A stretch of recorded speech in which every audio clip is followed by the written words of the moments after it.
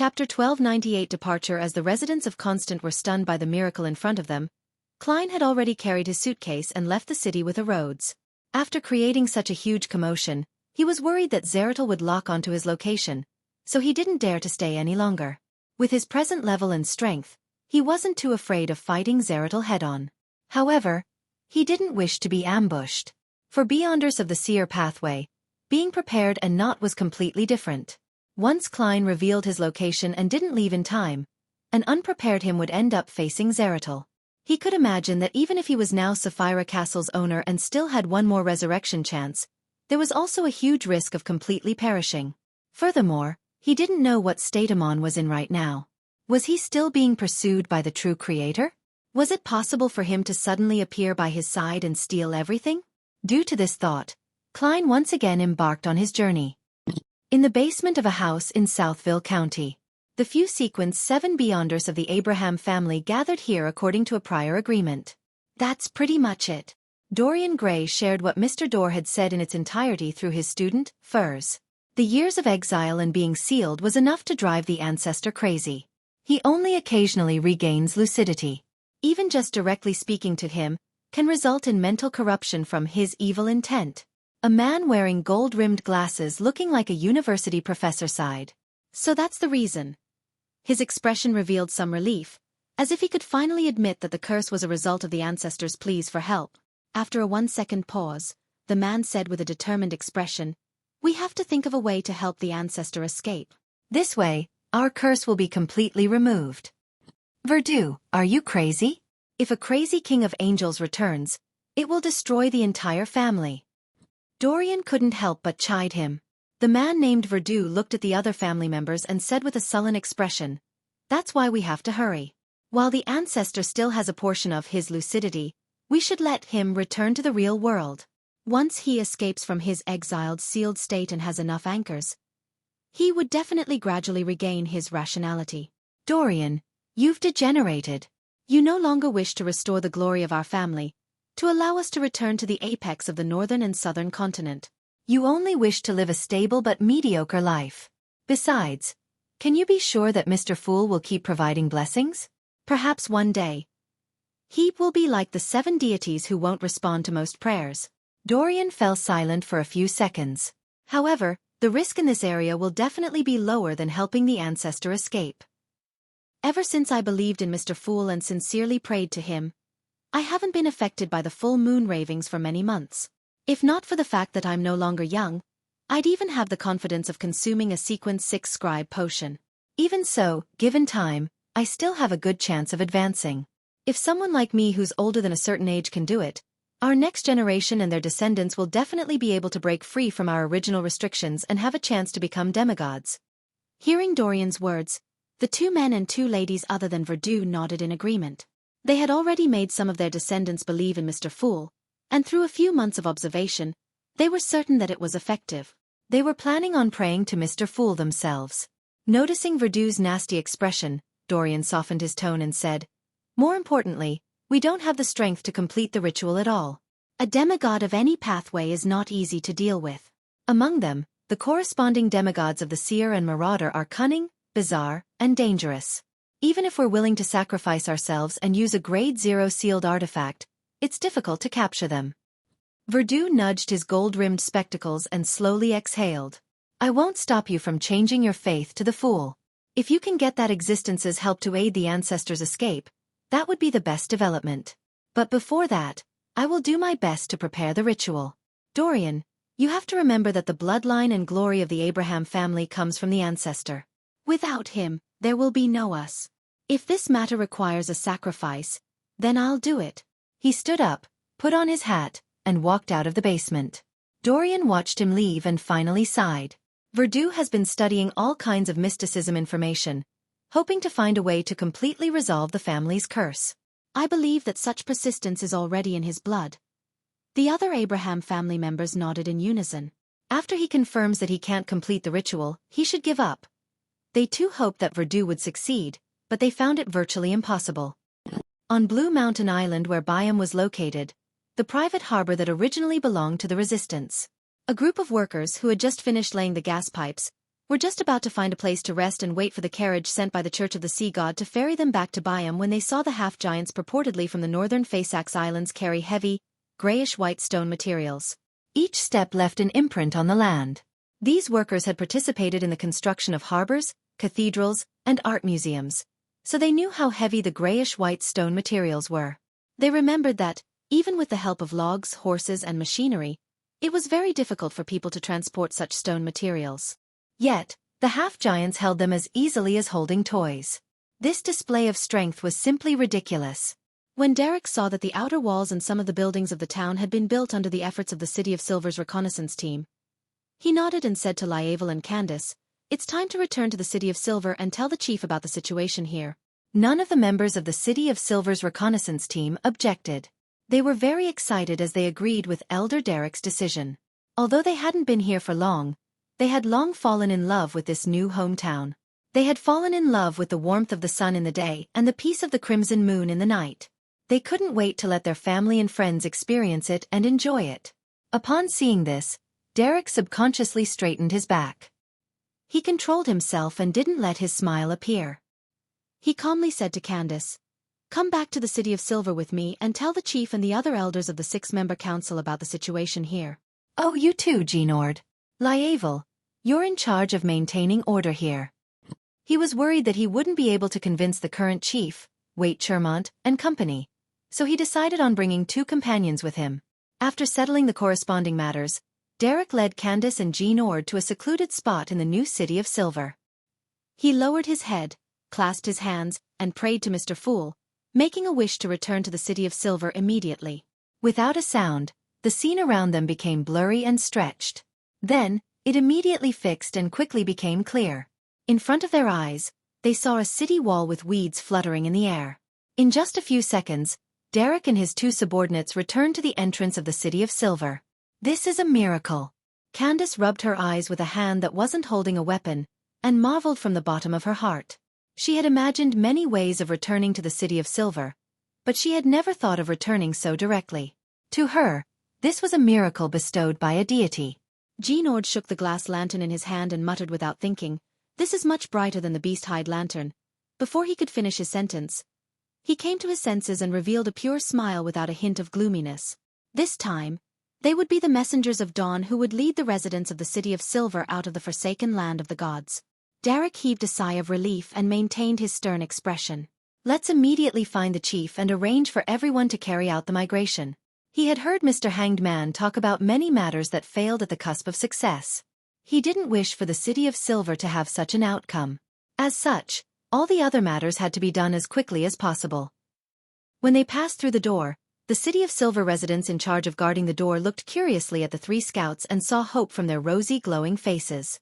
"Did Lievel and the others not come back?" someone asked worriedly, afraid that the other members of the reconnaissance team had already sacrificed themselves. Derek simply replied, "They've remained in the outside world to build a temporary camp." The guards didn't ask further, afraid that they would delay their time. They watched as Derek and company headed for the Twin Towers. Not long after, Derek, Candace, and Genord saw Chief Waite Chermont and the other members of the 6-member council. They described the key points of what they saw and heard in the outside world. At the end of the report, they even took out pocket watches, music boxes, and other exquisite machinery to prove it. The members of the 6-member council other than the 2.5-meter-tall Waite Chermont, who had a tattooed symbol on his head, and Derek, looked at each other and sighed. "Your experience is like a dream." "No, I can't even dream of such a scene." With that said, he solemnly asked, "Has the dungeon meant to store the sealed artifacts been constructed?" "That was the first building we completed." Derek gave an extremely clear answer. Waite nodded slightly and immediately issued an order. "Get everyone to bring their necessary items and gather at the training ground. To prevent any accidents, we will directly pray to Mr. Fool and ask him to transfer us over." Having said that, Waite pondered for a moment and said, "Mr. Fool has previously sent a revelation to let us wait for another 3 hours for the ancient survivors from Moon City to rendezvous with us. However, this doesn't affect our preparations ahead of time. Also, tell everyone that the environment in Moon City is very tough. Many of them have deformities. We have to look at them normally." Although the City of Silver had the black-faced grass as their staple, They would eat the flesh of monsters from time to replenish their strength. This made them occasionally have deformed children. Therefore, everyone was no stranger to this phenomenon. All right. The other members of the six-member council responded without any hesitation, revealing an irresistible, excited expression. This time, they were no longer seeing the light, but were directly welcoming the day. Chapter 1299 Milk and Honey, the Forsaken Land of the Gods, Moon City. When Adal, Exian, and Russ heard the high priest's voice resound throughout the city, they became abnormally excited.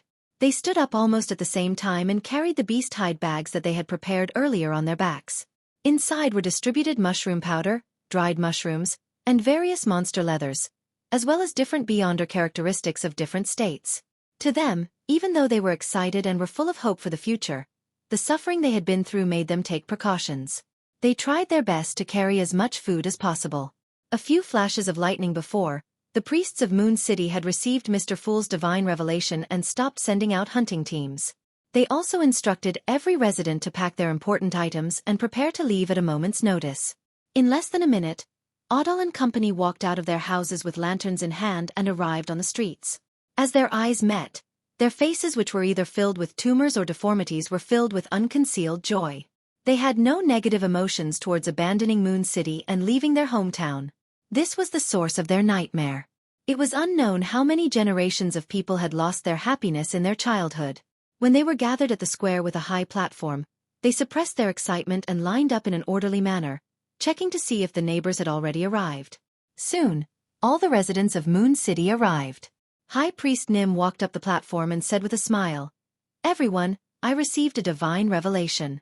Mr. Fool is about to help us leave this cursed land and obtain a new lease of life. Praise be to Mr. Fool." He took the lead and pressed his right palm against his left chest. This was a gesture they had invented to praise Mr. Fool, and Mr. Fool hadn't objected to it. Praise Mr. Fool. The residents of Moon City pressed their right palms to their left chests, expressing their gratitude and devotion. As their voices echoed, the gray-haired Nim raised his hand and lowered it for silence. "We'll head to the City of Silver first and meet with the survivors there. Then we will head to the World of Light together. Don't worry. Mr. Fool will protect us. Okay, shut your eyes and start to pray." With that said, the high priest clasped his hands and pressed them against his lips. He sincerely prayed to Mr. Fool, hoping that the mighty existence could satisfy the greatest wish that the Moon City had accumulated over the past 2,000 to 3,000 years, generations. In the next second, the demigod of the Evernight pathway acutely sensed the changes in his surroundings. He opened his eyes, surveyed his surroundings, and discovered that stone pillars were becoming clearer. Lanterns hung on it as tall figures rapidly outlined. This is the City of Silver. We've already arrived in the City of Silver. This is the might of a deity. Praise Mr. Fool. Adal, Exian, and company quickly observed their surroundings. They subconsciously had a certain good impression of the City of Silver. As a missionary of God, His Excellency Gairman Sparrow had once mentioned that he had first arrived in the City of Silver after entering this cursed, forsaken land. This was the beginning of where God's brilliance spread out from the eternal darkness. It was the origins of all hope. The figures quickly became clear. Most of them were more than 2 meters tall. Their facial features and bodies were normal, and there were no signs of deformation. They too were sizing up the residents of Moon City with curious and wary gazes. Their oppressive height and the enviousness of their normality made Exian, Russ, and the others nervous. They felt inferior and uneasy. However, with a sweep of their gaze, they saw quite a number of City of Silver residents biting mushrooms that had roasted surfaces. From time to time, they would suck the hot liquid from white, full mushrooms. This familiar scene caused the people of Moon City to gradually relax as they treated these half-giants as their own. The chief of the 6-member council, Wait Chermont, nodded and said to Nim, who was supposedly the leader of Moon City, "Are you ready?" His gaze was calm and natural. He didn't look down on them because of their terrifying appearance. Afraid that an accident would happen, Nim immediately replied, "Ready and good to go." Wait Chermont immediately cast his gaze at the City of Silver residents. "Finish your meal within 3 minutes and begin praying." In less than a minute, the residents of the City of Silver finished their milk and put away the remaining food in their hands. They sincerely prayed to Mr. Fool. The miraculous descent of the ancient survivors of Moon City made them more confident in leaving the forsaken land of the gods. They truly believed in Mr. Fool. A few seconds later, everyone in the City of Silver's training ground disappeared. The city was left completely silent. Soon, the corrupted weeds would grow, and monsters would wander around the streets and houses. In just a few blinks of an eye, the residents of the City of Silver and Moon City arrived in front of the giant king's palace, which had the dusk frozen. This was a ritual that Klein had deliberately planned. It was to allow the ancient survivors of the forsaken land of the gods to bid farewell to the past. Shocked by the grandeur, epicness, and mythical impression of the giant king's court, the residents of the City of Silver subconsciously turned their heads and looked down and into the distance. Beyond the orange-red dusk, the ground was completely blanketed in darkness. Occasionally, lightning would flash across the sky, revealing the outline of ancient buildings, towering mountains, and the deformed plants. As the lightning descended, darkness surged in again, devouring everything. Then, the City of Silver and Moon City residents turned their heads and cast their gaze deep into the giant king's palace. There was an open door, and outside the door was a blazing golden ocean. The people who were blinded by the sunlight immediately felt their surroundings become blurry, and the scene quickly shattered. The fragments quickly reassembled, turning into a deep blue ocean, the smell of fish, striking sounds, and the orange-red sun that had yet to come close to the horizon. The residents of Moon City and the City of Silver looked around in shock and anticipation. They saw the luxuriant forest that wasn't distorted at all. They saw the stone buildings that had yet to have been refurbished. They saw Lievel and company and saw the path towards the harbor and the ship that was docked there. Many people's vision turned blurry as though they were undergoing the catharsis of the holy light. They could clearly sense that there was no depravity, filth, or mysterious power here. Most of the City of Silver and Moon City residents lowered their heads and knelt on the ground, praising Mr. Fool loudly as they kissed the sweet-smelling soil. It wasn't that the others weren't grateful to Mr. Fool, but that they were still spellbound by such a scene. Every fiber of their being was shocked. After they recovered from their initial shock, Lievel went up to meet his wife and daughter. As he approached, he couldn't hold back his excitement and joy. He opened his mouth, wanting to tell his wife and children what he had seen and heard during this period of time. However, he realized that there were just too many things he wanted to share. Like countless rushing rivers, they surged to his throat and blocked his voice. After a few seconds, Lievel said, We have a new home." Before he could finish his sentence, the nearly 2.5-meter-tall half-giant hurriedly reached his hand into his pocket and extended it towards his wife and daughter. "This is given to us by the Oracle. Milk candy. All of them say it's delicious." A smile appeared on Lievel's face. There were two objects which were the size of a thumb and wrapped in thin sheets of paper. Its surface was wrinkled, having soaked in a little sweat. Milk candy. Lievel's wife didn't quite understand this term. It was a new word in Jotun that mixed milk and honey. Their daughter was infected by her father's emotions. She boldly took the candy and was about to stuff it into her mouth. No, you have to peel off the outer layer." Lievel hurriedly took back the 2 milk candy and peeled off the wrapper before handing one each to his wife and daughter. His daughter bit down and ground her teeth forcefully, producing a cracking sound. She narrowed her eyes slowly and her expression gradually became more intoxicated. During this process, she couldn't bear to even speak. Seeing her daughter's behavior, Lievel's wife ate the candy. She felt that this was a very precious thing.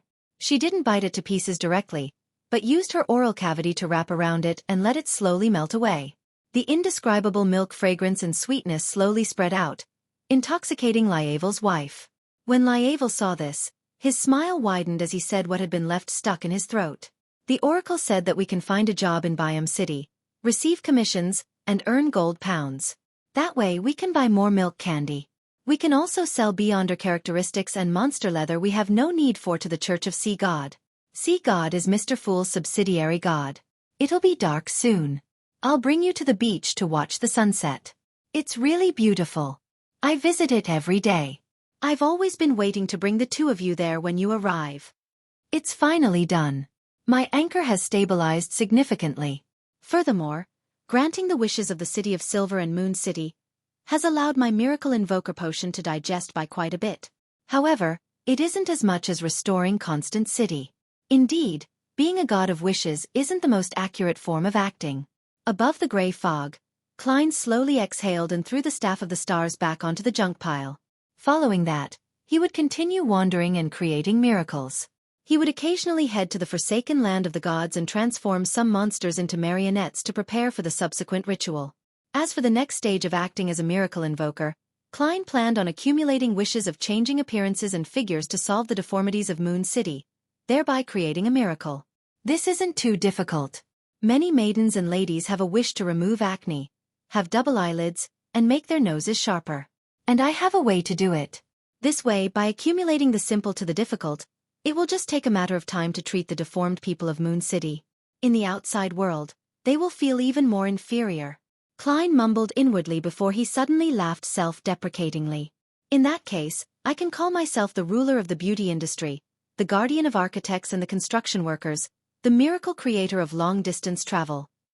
After entering the waters that didn't have a safe sea route, Queen Mystic Bernadette seemed to have lost her sense of time. If not for the precise wall clock in her captain's cabin, she definitely would have forgotten how many days it had been since she entered this perilous region. The violent winds and torrential rain made the boat fly up from time to time, sometimes getting thrown to the side, as if it was a preview to the impending apocalypse. Bernadette watched calmly as she waited patiently without interfering with the dawn's situation. After some time, the storm finally calmed down. At this moment, a black outline appeared in the distance. Chapter 1300. The fourth person. Bernadette stared at the outline for a long time until it gradually became clearer as the dawn approached. It was the silhouette of a large island. On the island, there were huge towering dark green trees that almost bordered on black, covering the ground and mountain.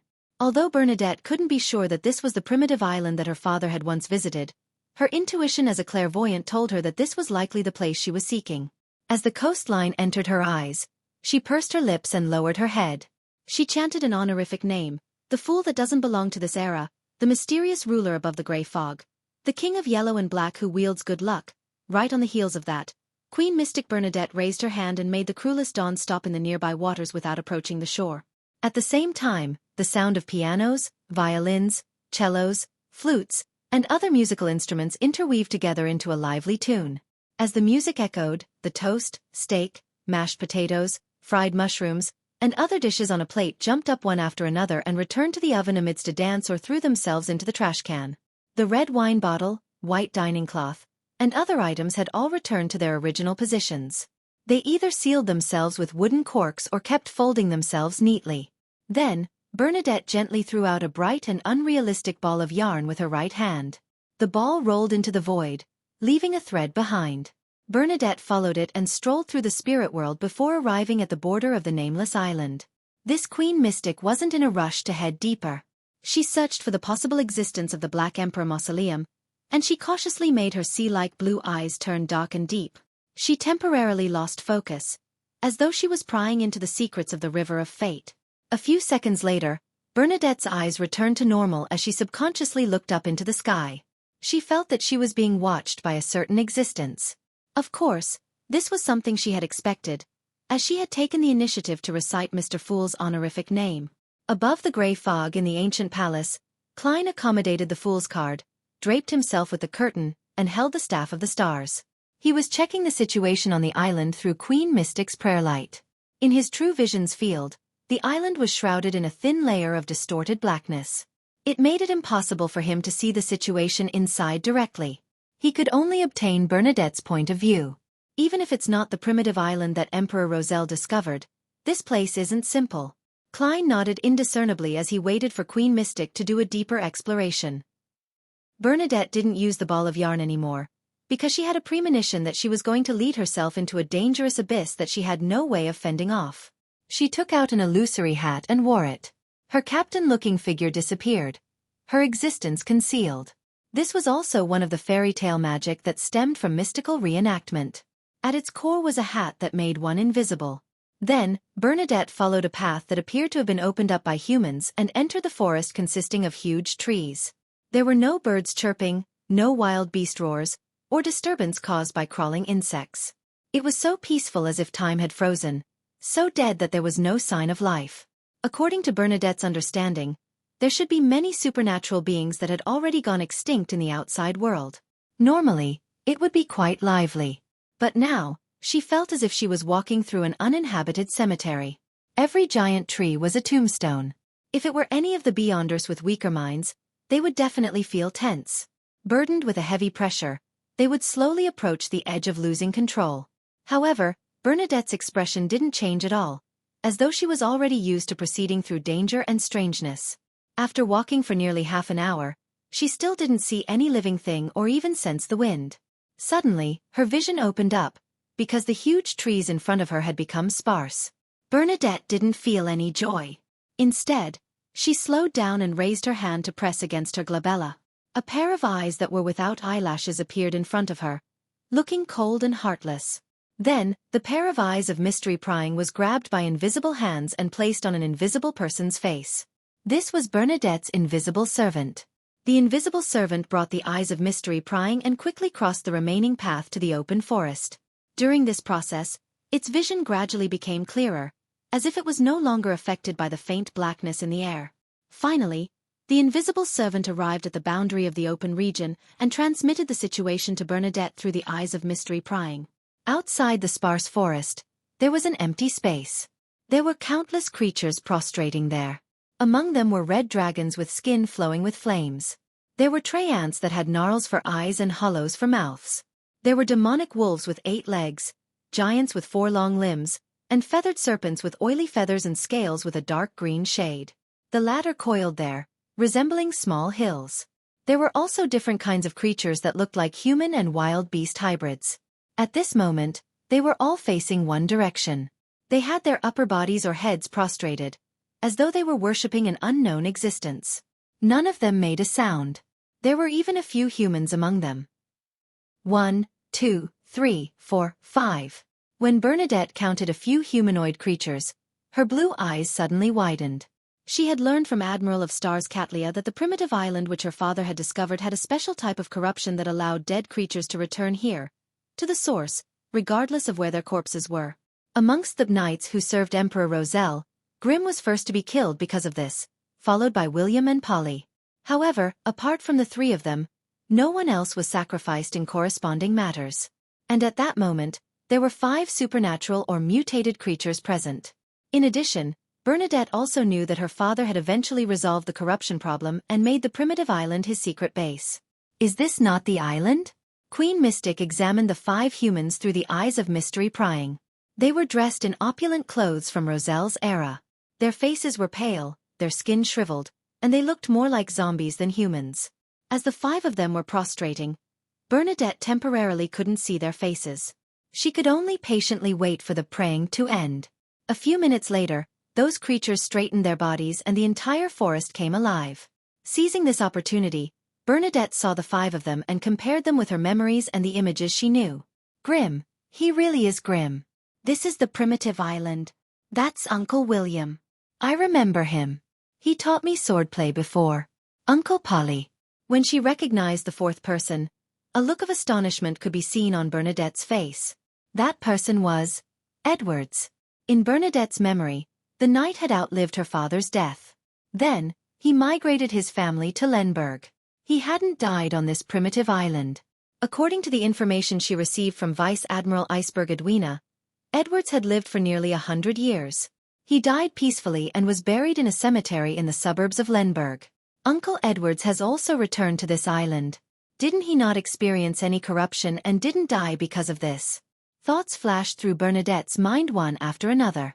As a result, the eyes of mystery prying on the invisible servant's face kept staring at the human suspected to be Edwards.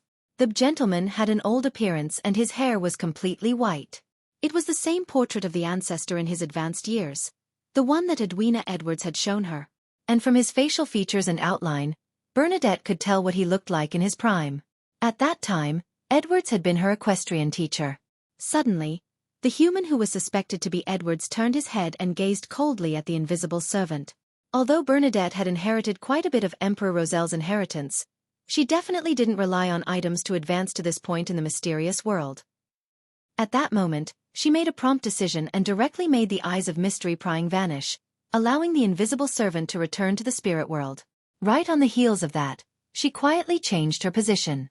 At the same time, above the gray fog, Klein tapped the edge of the long mottled table and enhanced the probability of Bernadette not being discovered. When the person suspected to be Edwards retracted his blank gaze and walked to a different spot in the primitive forest with the surrounding creatures, Klein frowned slightly and muttered to himself, "What kind of anomaly happened?" He remembered that the Emperor had already resolved the corruption of the cosmos on this primitive island when he was alive. However, these creatures were still worshipping an unknown existence, holding a mysterious ritual that was close to the earliest descriptions in the diary.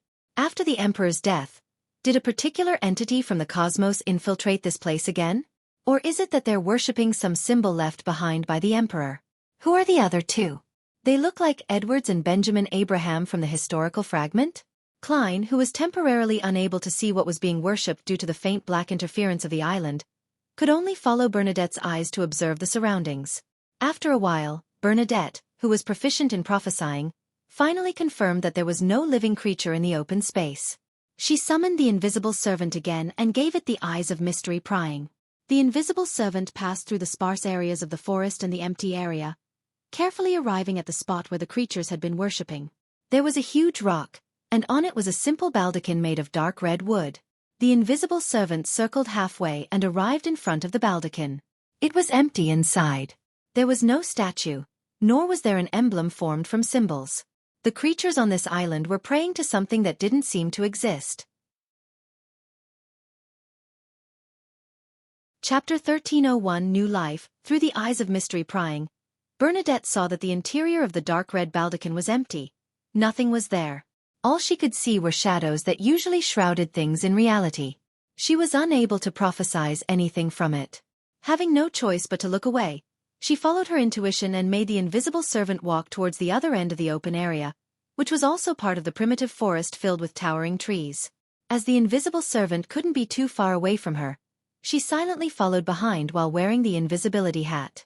She unhurriedly passed through the area where all the creatures on the island were gathered. Here, the sky seemed to be perpetually gloomy, one permeated by a faint blackness. Time passed quickly. The invisible servant entered the forest that blotted out the sky with the tree branches and everything before it suddenly dimmed. Right on the heels of that, the nearly transparent, cold and undetectable eyes of mystery prying saw through the dim environment. There were pale white corpses placed in between the trees. Skulls and rotting corpses hung down from many branches. They consisted of dragons, avian creatures, and some had 8 legs, while others were strange giant trees that occupied every empty spot in the forest. At a glance, Bernadette seemed to have arrived at a cemetery. A scene naturally surfaced in her mind. It was a scene of supernatural beings giving birth to their descendants before they died, thus passing on their beyonder characteristics to them. And these creatures would struggle towards this region in the primitive forest from every direction, in search of an unoccupied spot. Then, facing a particular direction, they would silently die, gradually rotting and being reduced to bones. What's the meaning behind this? As a clairvoyant, Bernadette fully believed that the scenes produced in her mind were what had happened in the real world. However, she was puzzled about the type of power that made the creatures on this primitive island choose this area as their tomb. Furthermore, since Grimm, William and Polly, who had died long ago, appeared to remain alive in some form, it didn't make sense that supernatural and mutated creatures that had stayed on this island all this while and had suffered even more corruption would end up dying. This made Bernadette frown slightly as she directed the invisible servant to continue proceeding deeper into the creature cemetery. Just like that, the invisible servant proceeded forward for nearly 15 minutes in this forest filled with bones and corpses. Finally, it saw a fourth object beyond trees, weeds, and corpses. It was a black stone pillar. It was very thick, with a width spanning about 6 arm spans, and 30 to 40 meters tall. Its surface was covered with rings which were signs of weathering. It resembled a finger-wearing rings that didn't suit its size. Bernadette made the eyes of mystery prying observe the stone pillar for several seconds, but she didn't discover anything mysterious about it. It was as though it was a symbol that was casually erected. The invisible servant looked around and discovered that the surrounding corpses around the stone pillar didn't suffer from serious rot. They were even covered in rather intact flesh and skin. There aren't any supernatural powers or magical effects that are different from other places. Unless the new deceased were gathered near the stone pillar, it's impossible for them to have such a unified trend. Bernadette suspected that it wasn't because there was no mysterious influence in this matter, but that it would only happen at a specific moment. She didn't use her powers of prophecy to search for the reason. This was because a prophecy, at its core, was to pry into the secrets of the river of fate. The more serious the problem involved was, and the higher her status and level, the more damage the backlash would bring to her. And at this moment, it was impossible for Bernadette to not be cautious. She was afraid that it might involve an unknown existence. In addition, this hadn't caused any harm to her. She didn't have to take the risk to make a prophecy. After searching for a while to no avail, the invisible servant continued forward, attempting to pass through the cemetery and head to other regions of the forest. Just then, Bernadette heard a rustling sound. It was the sound of a breeze passing through the vegetation, a tidal wave in the void. Ever since she landed on this strange island, this was Bernadette's first time feeling the wind. Subconsciously, she made the invisible servant look back at the black stone pillar. In the eyes of mystery prying, the corpses around the stone pillar began to rot and shed one by one. New flesh and blood grew out like they had their own spirituality, and their skin slowly covered this harrowing scene 1 inch at a time. This change lasted for less than 10 seconds before stopping. A small number of the corpses no longer showed any signs of decay. It looked like they had just died. In the next second, a mutated curly-haired baboon and a wolf with 8 legs wobbled to their feet. Their fur was slightly white and their skin was slightly dry, their eyes dull and cold.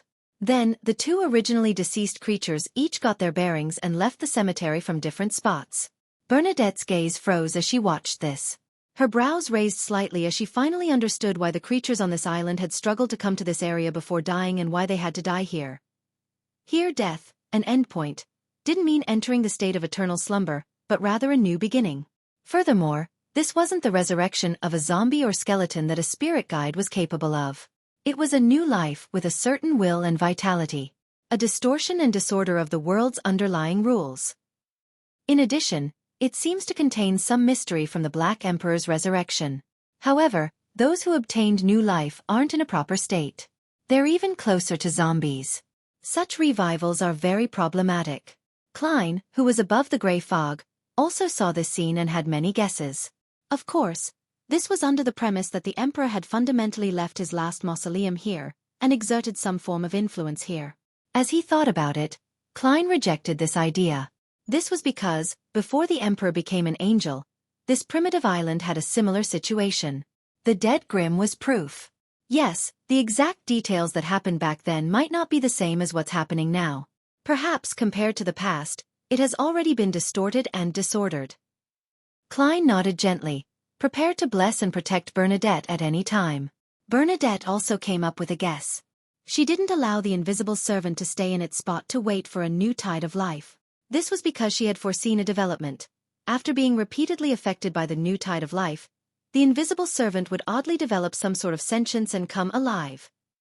In addition, it wasn't that the invisible servant hadn't done any investigation prior to this, but it had ultimately failed to discover anything special about the black stone pillar. Bernadette didn't believe that it would gain anything new by remaining here. In such a situation, it was better to establish a basic understanding of the primitive island rather than alarming an unknown existence due to a deeper study. Many a time, there were problems that eluded one in the beginning, but the answer might be nearer to the end. This was thanks to the experience that Bernadette had accumulated over all these years. The corpses on the trees and branches gradually grew fewer as the invisible servant moved forward. During this process, Bernadette discovered another phenomenon. In the new tide of life, it wasn't certain that a corpse would be revived. However, once they revived and left the empty area, the rest of the corpses would be attracted like metal to magnets in the next 5 minutes. They would stiffly move towards the center, filling up the corresponding spots like they were in line for a bestowment. The law of beyonder characteristics convergence? No, it doesn't seem like it. The deceased have already passed down their characteristics. As Bernadette's thoughts wandered, she suddenly thought of a question. It's impossible for the deceased to produce new beyonder characteristics after obtaining new life, but do they still possess their powers in their previous lives? Once I have a complete grasp of the situation on this island, I can find a resurrected being to test it out. Bernadette quickly made a decision and followed the invisible servant's route forward. She didn't use any beyonder powers other than her invisibility hat. She hoped that she wouldn't disturb the environment and miss out on any details. Therefore, she didn't walk too fast. She took about 15 minutes to leave the cemetery.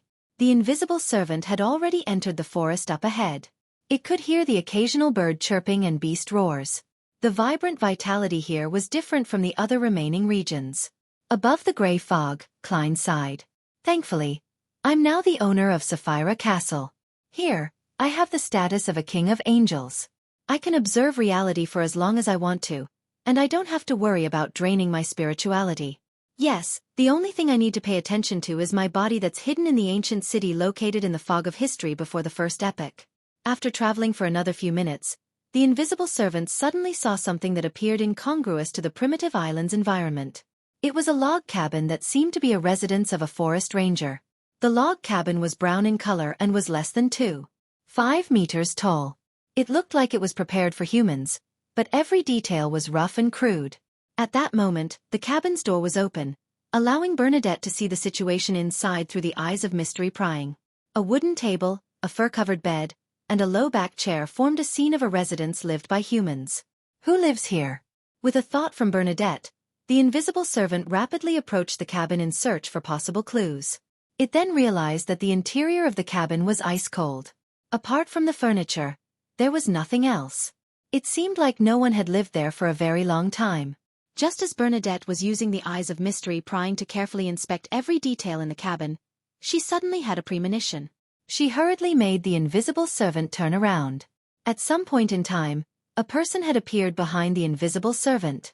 He was wearing luxurious clothes from the Roselle era. His hair was completely white, and he looked old. He had a pair of light blue eyes that were extremely cold and blank. Edwards. This was the knight who had outlived the emperor, Vice Admiral Iceberg Edwina's ancestor. Edwards stared at the invisible servant for a few seconds. Suddenly, he opened his mouth and said in a low voice, "Our Highness." Chapter 1302. The scene in the prophecy. Bernadette fell silent for 2 seconds before replying through the invisible servant. "Uncle Edwards, why are you here?" She used the way she addressed him when she was young to reduce the chances of an accident. Her voice reverberated in the surrounding air with the invisible servant as a conduit. It was dry, dull, and completely different from normal. Edwards's face was pale. It was as if he had just crawled out of the grave without any warmth. "I don't know either. When I woke up, I discovered that I had returned to this island. This might be my destiny. A destiny of guarding His Majesty." He paused with every word he said, but he didn't give the impression that he was out of breath. It seemed like he hadn't spoken for a long time, so much so that his throat was rusty. He wasn't used to speaking. Without waiting for Bernadette's further inquiries, the knight, who was famous across the continent more than 100 years ago, added with a flat tone, "His Majesty's mausoleum is nearby. I've been guarding this place, waiting for him to revive. But after so many years, the mausoleum has never changed. There haven't been any signs of a resurrection." Bernadette made the invisible servant look around and said, "This log cabin is where you live?" Edwards's exposed skin was slightly shriveled. It matched the aging spots he originally had. His voice was low and hoarse as he answered, "That's right. I used the surrounding trees to make materials to build this cabin." Bernadette's invisible servant looked in the direction where she had come from. "Uncle William and the others aren't with you?" Edwards's cold, wooden eyes moved. "They have long been corrupted and are dead. Although they've come back to life, they're more like monsters. They aren't their former selves. Your Highness, you must be wary of them and avoid them. Do not trust anyone but Benjamin and me." Bernadette fell silent for a while before asking through the invisible servant, "Where's my father's mausoleum? I want to take a look." Edwards's somewhat stiff neck moved. "Okay." He then took a step towards the cabin and took out a rusted black axe. "I'll take you there," Edward said as he looked at the invisible servant that normally couldn't be seen. During this process, his expression was stiff and almost unchanged. "All right." Along the periphery of the forest, Bernadette responded using the invisible servant to make her hoarse voice echo in the surroundings. Edwards was almost 1.9 meters tall, and he looked rather thin. He carried his axe and walked behind the log cabin before saying in a flat tone, "It's very close. Be careful along the way." Bernadette immediately controlled the invisible servant and made it follow the luxuriously dressed Edwards. Walking through the forest one after another, Bernadette suddenly made the invisible servant ask, "Uncle Edwards, what were you worshipping in the empty space from before?" Edwards didn't turn his head as he maintained the same pace. "His Majesty." At least 2 kilometers behind him and the invisible servant, Bernadette immediately pricked up her brows. She took nearly 3 seconds to control her emotions. Through the invisible servant, she continued asking without any emotion, "Uncle William and the others are worshipping him?" Edwards paused, but he kept his back towards the invisible servant and the eyes of mystery prying. "No." He slowed down as though he was thinking of an answer. "I don't know what they worship." Bernadette's eyes narrowed slightly as though she could see some changes in the river of fate. She didn't ask any more questions as she made the invisible servant silently follow Edwards. Amidst the dark green towering trees and the black, sharp shrubs, they headed for the island's mountain peak. In just 4 or 5 minutes, the trees up ahead disappeared. This wasn't a process that went from dense to sparse until there was nothing. Instead, the towering trees suddenly disappeared after an imaginary boundary line. Beyond the invisible line was a mountain that was hundreds of meters tall. It was covered by dark green trees that were almost black in color. From afar, it was almost as if it was one with the forest, virtually inseparable. However, the side of the mountain facing Edward and Bernadette was mostly without vegetation. Half of the mountain had been excavated. In the middle of the mountain, a pitch-black mausoleum stood there with a majestic appearance. Most of it was part of the mountain range. A small portion of it had signs of man-made constructions and polishing. It truly expounded on what it meant to be a mountain mausoleum. Thus, the mausoleum didn't look like the common pyramid. Instead, it looked more like a towering mountain. It wasn't exactly symmetrical, but it was definitely majestic. Perhaps the mausoleum itself had influenced its surroundings, or perhaps Edwards had cleaned the area. Its surface was void of weeds, nor was it covered with vines commonly seen in other mountains. This allowed Bernadette to see the various texts and symbols engraved on the mausoleum through the eyes of mystery prying. She saw the heavy 30-meter-tall stone door that seemed to be prepared for giants. Bernadette wasn't unfamiliar with those words and symbols. She didn't take much time to recognize them as either the civil code that was created by her father, the new social trends that he had established, or even some design drafts of some invention. Just as Bernadette was carefully examining it, Klein, who was above the gray fog, was completely certain that this was the last mausoleum left behind by Emperor Roselle. This was similar to the mausoleum he had seen in the Tudor ruins. It had the majesticness and distortion traits of the Black Emperor. After walking out of the primitive forest and passing through the invisible boundary, they arrived near the mausoleum. Edward stopped. He half-turned his body and aimed his pale face and cold eyes at the invisible servant. He said without any change in his voice, "Don't go in. It will interrupt the resurrection." Bernadette frowned slightly and thought for 2 seconds before using the eyes of mystery prying to lock onto the mausoleum. Then, her blue eyes that resembled the sea became extremely deep, like the surface of the sea before a storm. Under such circumstances, her eyes clearly lost focus as her vision turned blurry. She was prying into the secrets of the river of fate and making a prophecy for what would happen next. Klein tapped the long mottled table and increased the probability of her success. He then prepared himself to resist the corruption of the cosmos. Of course, the latter wasn't necessary, because Bernadette had a grade 0 sealed artifact that she could control. Bernadette raised her right hand the next second. Her skin instantly turned as white as snow. Her lips turned as red as blood, and her hair was as black as ebony. An illusory, ancient mirror appeared in her hands. This was Snow White of her fairy tale magic. Bernadette had used it to enhance the success rate and accuracy of her prophecy. Silently, she saw a scene. The majestic and solemn dark mausoleum visibly shook as the tall, heavy stone door opened. Then, a huge black arm stretched out from the stone door. The style of this arm was close to that of the trees on the island. From its color and state, it looked more like a part of a shadow. However, it wasn't a thin layer, but was instead filled with flesh and blood. It looked extremely strange. It supported itself with its elbows and moved forward with great difficulty, as though it wanted to pull out bigger and more terrifying parts from within. Boom! The entire island began to shake. Boom! The transparent eyes of mystery prying suddenly shattered. Bernadette's eyes immediately closed, as if she had seen a blinding light or encountered some unbearable damage.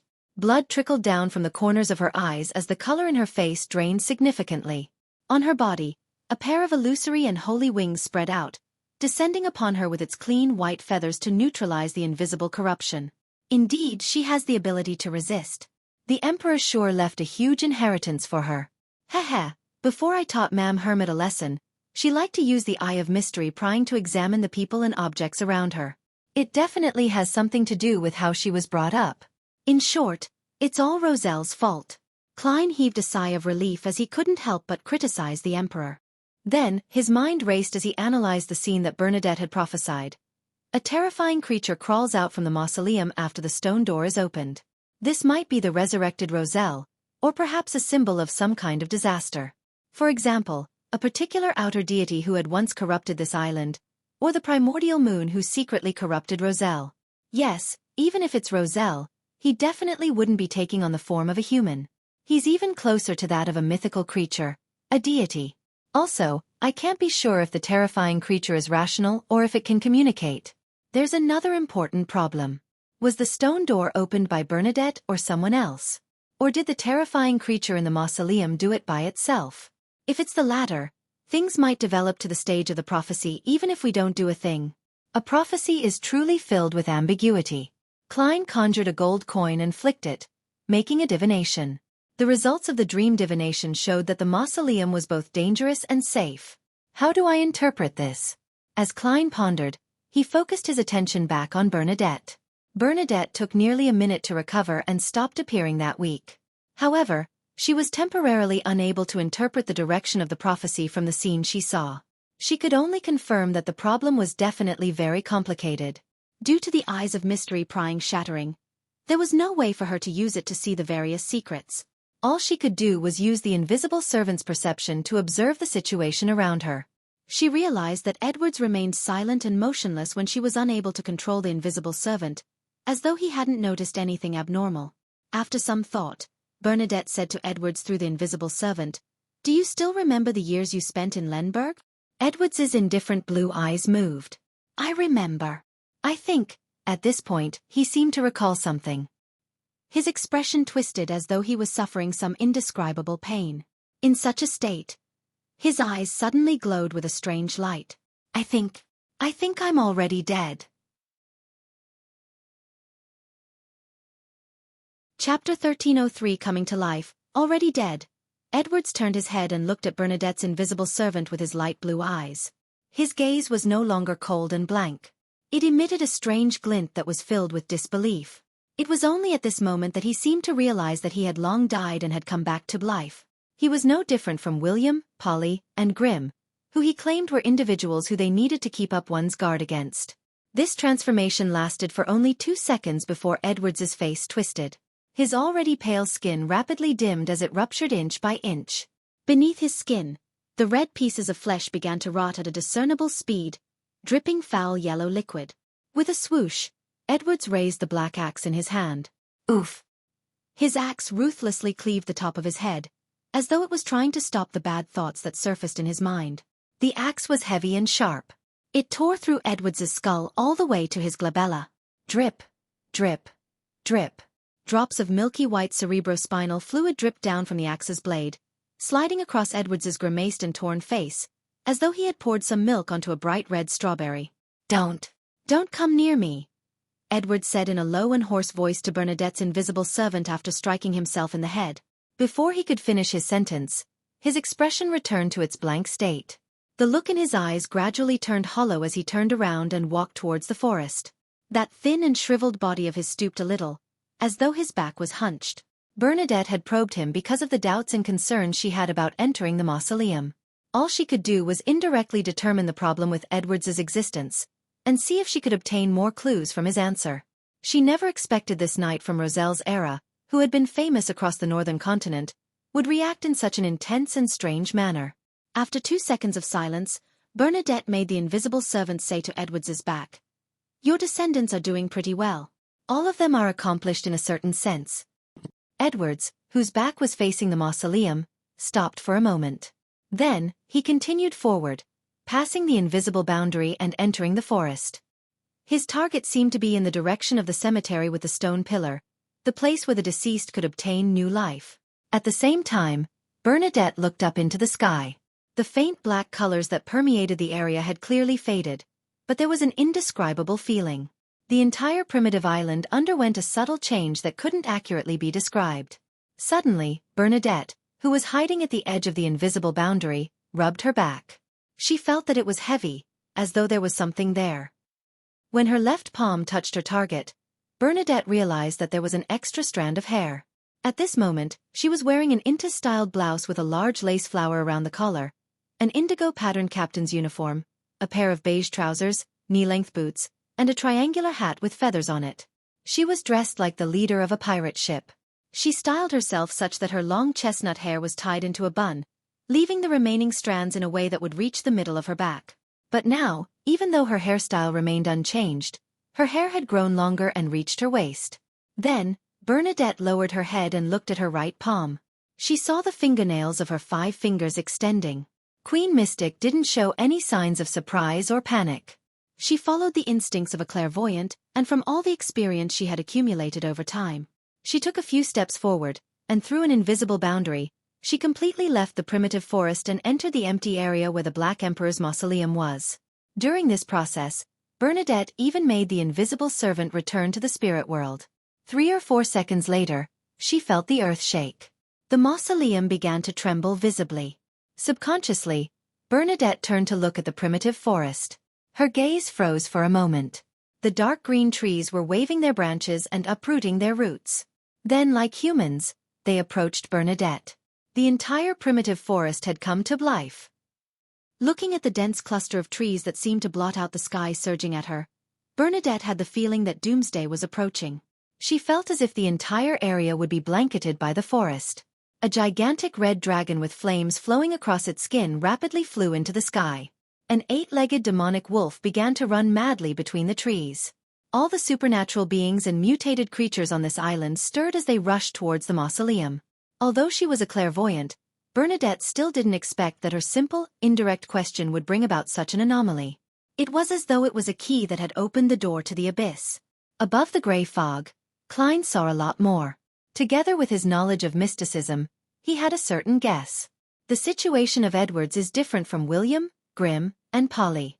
It's like a loophole of the order on this primitive island, or rather, a shadow. When he realized that he was already dead, this loophole was discovered by the order, and it began to conduct repairs. And the repairs brought with it an enhancement of the order, causing the entire island to experience an anomaly. I can sense that the Black Emperor's powers are present here to a certain degree. It affected Edwards, causing him to maintain a portion of his will after obtaining new life. And where did the original order of this primitive island come from? As Klein's thoughts raced, he suddenly sensed that Bernadette was suffering certain anomalies. Thump, thump, thump.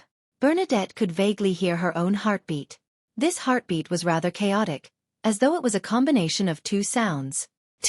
Bernadette's heart stirred as she calmly directed her attention back to herself. In the next second, she confirmed that there were 2 sources of her heartbeat. One came from her heart, the other from her abdomen. There seemed to be an additional heart in her abdomen, one that was rapidly expanding and contracting. Furthermore, this heart was developing bit by bit. Without needing to use her mystery prying powers to look at her abdomen, Bernadette immediately sensed that there was a fetus in her womb. It had grown from the size of a grape to the size of a normal human palm. If it was left to grow, it didn't seem like it would take long before it matured. It would then tear open her mother's womb and drill out while covered in blood. Unknowingly, Bernadette had become pregnant. Her spiritual perception and the sealed artifact on her body had failed to detect it in advance or attempt to stop it. It was as though she was powerless to deal with such an influence. Earth Mother, Primordial Moon, Mother Tree of Desire. 3 divine names flashed through Bernadette's mind. According to what she knew, there weren't many mysteries that could cause such an anomaly. Most of them came from domains related to the Earth and the Moon pathway. Sequence 0 of the plantar pathway was Mother. The primordial moon could make a stone have reproductive powers, while the Mother Tree of Desire seemed to possess some high-sequence beyonder characteristics of the moon pathway. Bernadette wasn't in a hurry to deal with the fetus in her stomach. Her gaze turned dark once again as she used her prophetic ability to see what her best choice was. This time, she only took 1 second to obtain the corresponding prophecy. Survival lies inside the mausoleum. Without any hesitation, Bernadette reached out her right hand and quickly drew out words filled with stellar radiance. These words, which were similar to the words on the blasphemy slate, quickly interwove into a strange symbol and opened a secret door that seemed to lead deep into the spirit world. Following that, the secret door opened and a strong gust of wind blew out, transforming into an entity that was half man, half air. His upper body was wrapped in white cloth. Sage frontlet, Bernadette's tone was calm as she ordered in a dignified voice. The man responded respectfully and removed an accessory from the white cloth wrapped around his body. The core of this accessory was a vertical eye embedded with diamonds.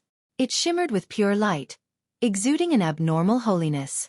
It was filled with intelligence, but it also appeared cold without any warmth. Bernadette then took the accessory and embedded it into the middle of her forehead. This was a grade 0 sealed artifact which Bernadette usually didn't carry with her, as the negative effects were too severe. However, at this moment, the sage frontlet had an ability that was extremely important to Bernadette. She was willing to bear the consequences of not being able to use evil magic and the gradual influence that the Beyonder characteristic would have on her as it slowly fused with her. If she didn't remove the sage frontlet in a short period of time, it would be equivalent to having a sequence 2 potion splashed on her. When the time came, she could either end up lucky and succeed in advancing to become a sage, or lose control and become a monster. And without the supplementary ingredients and the corresponding ritual, the former's probability was nearly negligible. With the diamond vertical eye on her forehead, Bernadette's body began to turn incorporeal as she dissociated into a series of complicated knowledge. In that instant, she became a creature of pure information. The baby in her womb failed to obtain such a state as it fell to the ground. It was half the size of a normal baby. It already had facial features and limbs. Its skin was wrinkled, and it was dripping with sticky pus. As it left its mother's body, the undeveloped it began to regress and quickly melted in the air. The baby was clearly unwilling to give up. It tried its best to open its eyes, which were sealed by the sticky liquid. It opened its mouth wide open in a bid to make a final struggle. At this moment, Klein, who was above the gray fog, rapped the edge of the long mottled table. Pah! He increased the probability of failure with respect to the baby's struggling. Unable to maintain itself, the baby completely dissipated in front of the approaching black forest. At the same time, the flood of information that Bernadette had transformed into had entered the Black Emperor Mausoleum's interior through the heavy stone door as she reformed her original body. During this process, she seemed to see a black shadow. Chapter 1304 The Importance of Ideas When she entered the Black Emperor's mausoleum, Bernadette vaguely saw a black shadow.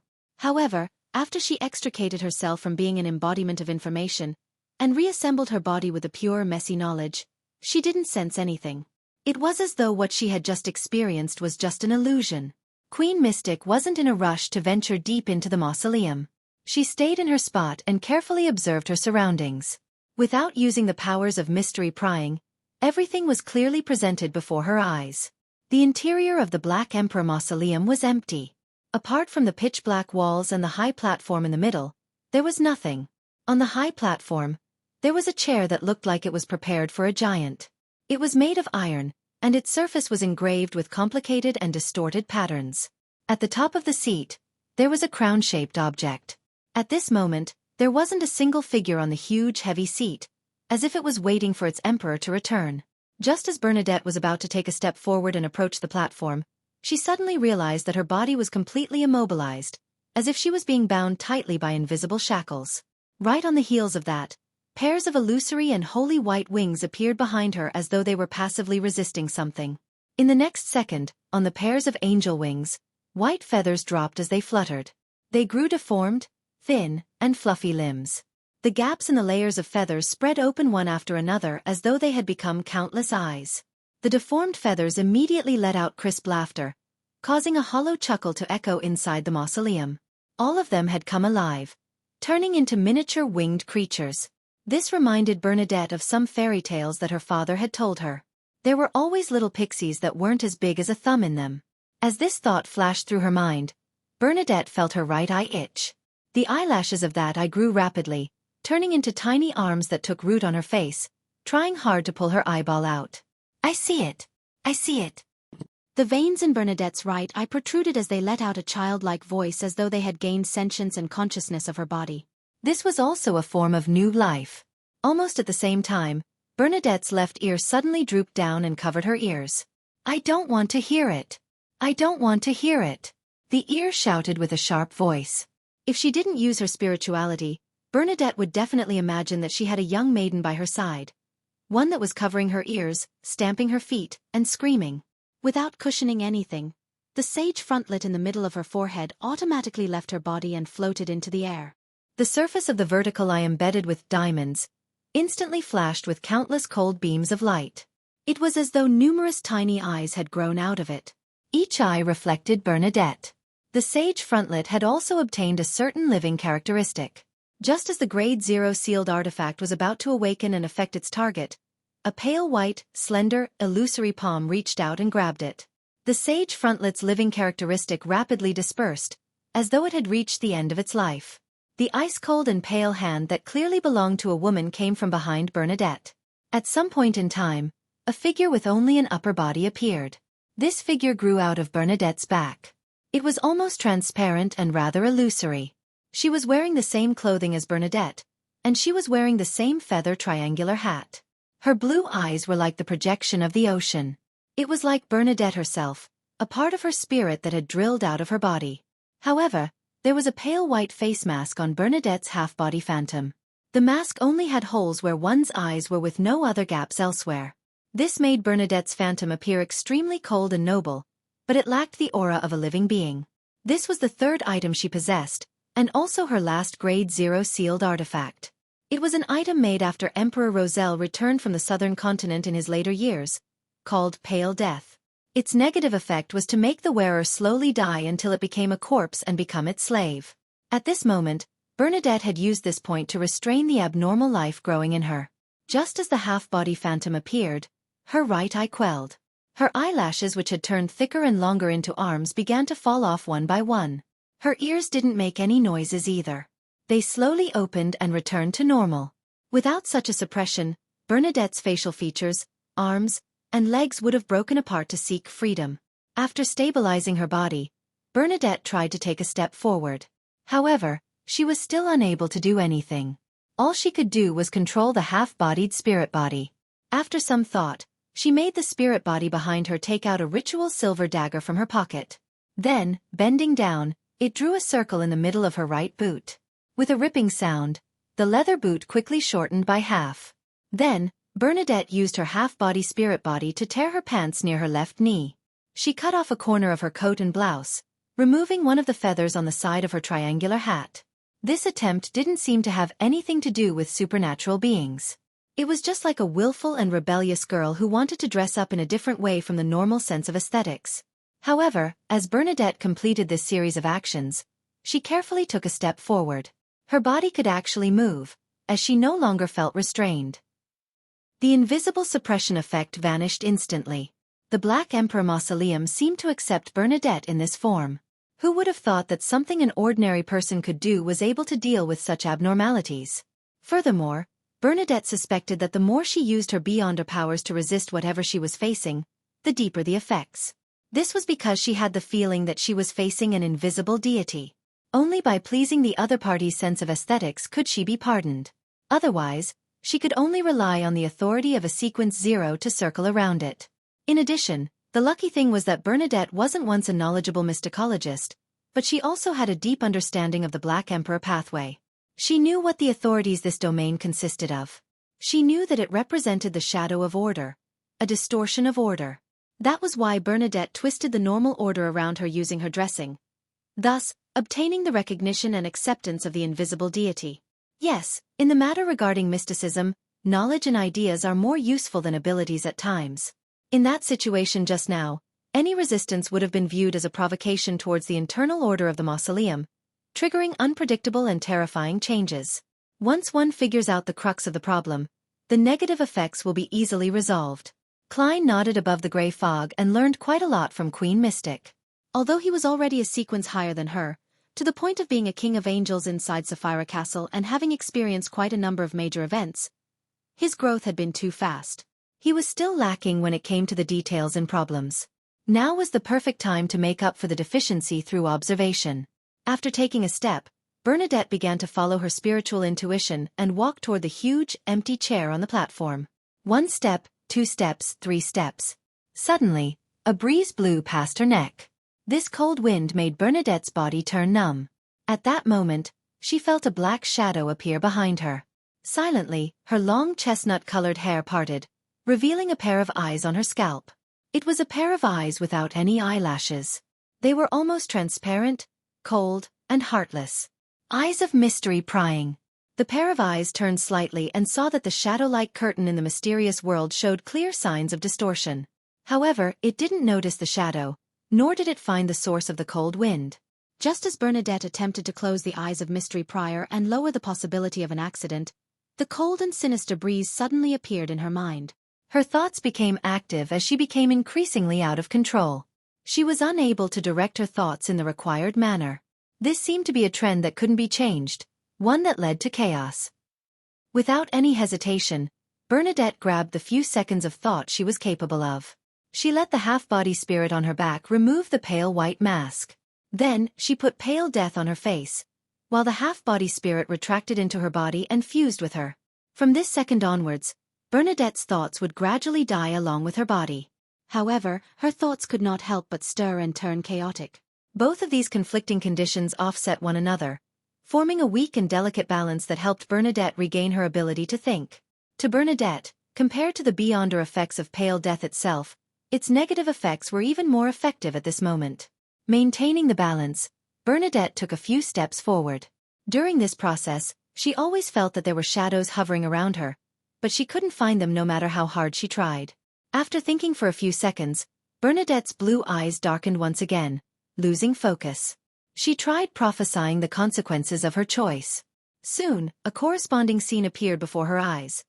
After putting on the sage frontlet again, she once again transformed into pure and complicated information streams, using it to circumvent the obstruction and head to the high platform in the middle. However, just as she approached, the flood of information suddenly disintegrated. It lost its order and formed several Bernadettes built on different tenets. There was a young girl in a layered dress, a tall young girl, a melancholic and confused girl, a woman with a twisted and pained expression, and a calm and determined queen. The prophetic vision instantly disappeared and Bernadette's eyes instantly regained focus. At this moment, she saw the black shadow. It was standing right in front of her, no more than a fist away from her. That face formed from pure shadow completely occupied her vision.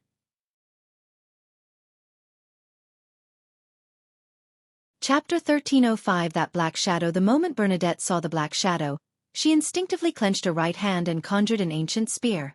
From the tip of the spear to its handle, it was dyed with crimson-red balls.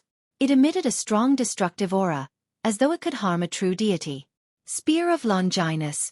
This spear had once appeared in an ancient era that couldn't be traced back, stained with the blood of a great existence. At this moment, it had descended into the Black Emperor's mausoleum through mystical reenactment. However, when Bernadette thrust it forward, she failed to achieve any effects because the tip of the spear was directed at her back. Despite wanting to attack the black shadow in front of her, the spear of Longinus had strangely thrust backward. The area had been affected by disorder, or suffered some form of distortion. Above the grey fog in the palace, Klein noticed the black shadow when it appeared in front of Bernadette. He didn't hesitate to raise the staff of the stars in his hand. He didn't wait this time, unlike his prior observations of Queen Mystic's actions before, where he would consider if he would provide her with protection. This was because the level of danger of the black shadow sounded off alarms within him. He was an angel of the seer pathway after all. More importantly, Bernadette could sense the shadow's existence after entering the Black Emperor's mausoleum from time to time. As for Klein, he was unable to find clues through the true vision provided by Sapphira Castle. This undoubtedly meant danger and terror. When all the gems embedded in the black cane lit up, the sound of melodious bells resounded in the area where Bernadette and the black shadow were. Gong. The bell that came from an infinite distance exuded an indescribable emptiness. It made the interior of the Black Emperor's mausoleum visibly freeze, turning Bernadette's figure stiff as if she had been frozen. She couldn't do anything. However, the black shadow didn't sink into the vortex of time. As though situated in another world built with completely different fundamental rules, the shadow continued moving forward in between the contradictory of two rivers of fate, one filled with raging torrents and one that was almost completely still. This only made it appear to slow down, in no way affected by the illusory bell. This was the first time Klein had encountered such a situation after he gained the ability to replicate powers. Although the beyonder effects he had replicated with the Staff of the Stars were lacking compared to the original version, it would still be able to show a certain level of authority that wasn't easy to ignore regardless. However, the Black Shadow's slow movements gave him a second chance to try again. This time, he activated the Staff of the Stars' powers and moved Queen Mystic out of the Black Emperor's mausoleum. He wanted her to first conclude what she experienced before considering entering again. Gems flashed on the tip of the staff, and Bernadette, who was almost about to make contact with the black shadow, disappeared into thin air. In the next second, she appeared tens of meters away, appearing near the high platform in the mausoleum. The staff of the stars' teleportation was disrupted. The destination had been distorted, turning everything extremely chaotic. The experienced Bernadette didn't feel any fear or panic because she was stuck inside the Black Emperor mausoleum. She decisively raised her left hand and pressed the sage frontlet in the middle of her forehead as she used her fingers to stroke the pale death mask. The shimmering golden mask suddenly became soft and rapidly squirmed as if it was about to form a face that didn't belong to Bernadette. The face had soft features and obvious characteristics of a southern continent native, but it exuded a bizarre and terrifying feeling. Anyone who witnessed it would believe that it would come alive once the face became clear enough. An entity that came from ancient times, the eternal darkness where the dead slumbered. By then, Bernadette's body, spirituality, and consciousness would all belong to this face. With the protrusion of this face, the stone walls and floor tiles in the Black Emperor mausoleum began to weather. It happened so fast that thousands of years appeared to be washed away in a short span of 2 seconds. They quickly became mottled, constantly dropping fragments or throwing up dust due to the wind. In between the cracks, thin white fur grew out. In just the blink of an eye, the fur grew into white feathers, and their surface seemed to be soaked in light yellow oil. The aura of the black figure gradually weakened, as though it was running towards death with huge strides. Its color faded away, its movements growing slower. Within the area where the pale white mask was, even the concept of death itself would weather away and dissipate. However, what was labeled as death wasn't the end point. When the stone wall and the floor tiles in the mausoleum were weathered to a certain extent, and when the black figure degraded to a certain stage, new stone blocks began to take form as ethereal auras quickly grew. During this process, the black figure stretched out his right hand. This palm that was formed from shadows suddenly grabbed Bernadette's neck from dozens of meters away. This wasn't fulfilled by extending the arm, but distorting the concept of distance for an instant. 45 meters became equivalent to 45 centimeters. The dark palm didn't exert too much strength, but it made Bernadette feel cold. Under such coldness, she realized that she couldn't use the 2 Grade 0 sealed artifacts of the Sage Frontlet and Pale Death. Typically, as long as she injected her spirituality into it and gave the corresponding thoughts, the sealed artifacts on her would react in the correct manner, creating different effects. But now, the silent process and rules had been disrupted and distorted. No amount of thoughts that Bernadette willed were able to stir the sealed artifacts. It felt like she was speaking to the air. Klein, who was above the gray fog, didn't waste any time after failing to teleport Queen Mystic away. A series of complicated symbols and magic labels quickly formed in his mind. He wanted to replicate a secret sorcerer's space concealment. He planned on separating Bernadette's location from the Black Emperor's mausoleum and concealing it to help Queen Mystic escape her current predicament. In fact, it might be more appropriate replicating the fairy tale magic, Peace Blossom source, but considering how Bernadette was formerly a mysticologist, Klein felt that it was better to use space concealment. Otherwise, it might expose some of the fool's secrets. As for where he had learned space concealment from, it naturally came from the recently advanced furs. Previously, in the name of the World Gehrman Sparrow, Klein had rented Lamino's travels. He had also requested Miss Magician to record the corresponding powers. Then, he released and recorded it while summoning the complete Lamino's travels from the fog of history again and again. It didn't take long for him to grasp the knowledge and technique, allowing him to replicate spatial concealment. As more gems lit up on the staff of the stars, the area around Bernadette darkened, as though it was covered by a curtain weaved by shadows. The curtain distorted as it concealed the space, isolating the black shadow and its palm outside. This helped Bernadette regain her freedom. In the next second, the black palm that had been forcefully separated reached forward again and touched the boundary of the concealed space. In an instant, a transparent vortex-like door appeared in the abnormal void. Or rather, the secret door that originally existed appeared autonomously and opened up in front of the black palm. All concealed space had a door, but the location of the door depended on the creator's thoughts.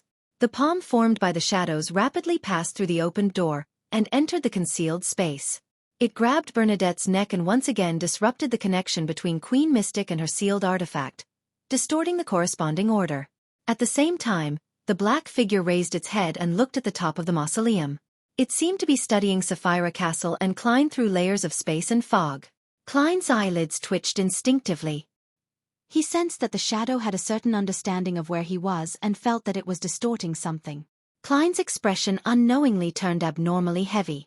The different gems on the staff of the stars lit up at the same time. He wanted to attempt to steal the corresponding beyond powers of the other party. Only by doing so would he have the chance to restrict the black shadow.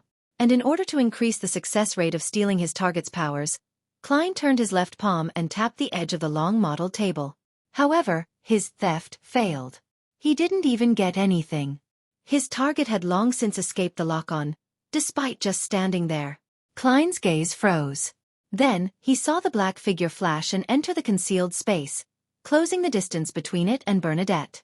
It distorted my true vision, causing the situation I saw to be from 1 or even 2 seconds ago. A thought flashed through Klein's mind as he made a preliminary judgment on the previous failure. He then decided to summon Will Septon's historical projection to get him to reboot the area. At that moment, Bernadette, who was unable to use her sealed artifact, grew white, illusory swan feathers on her back.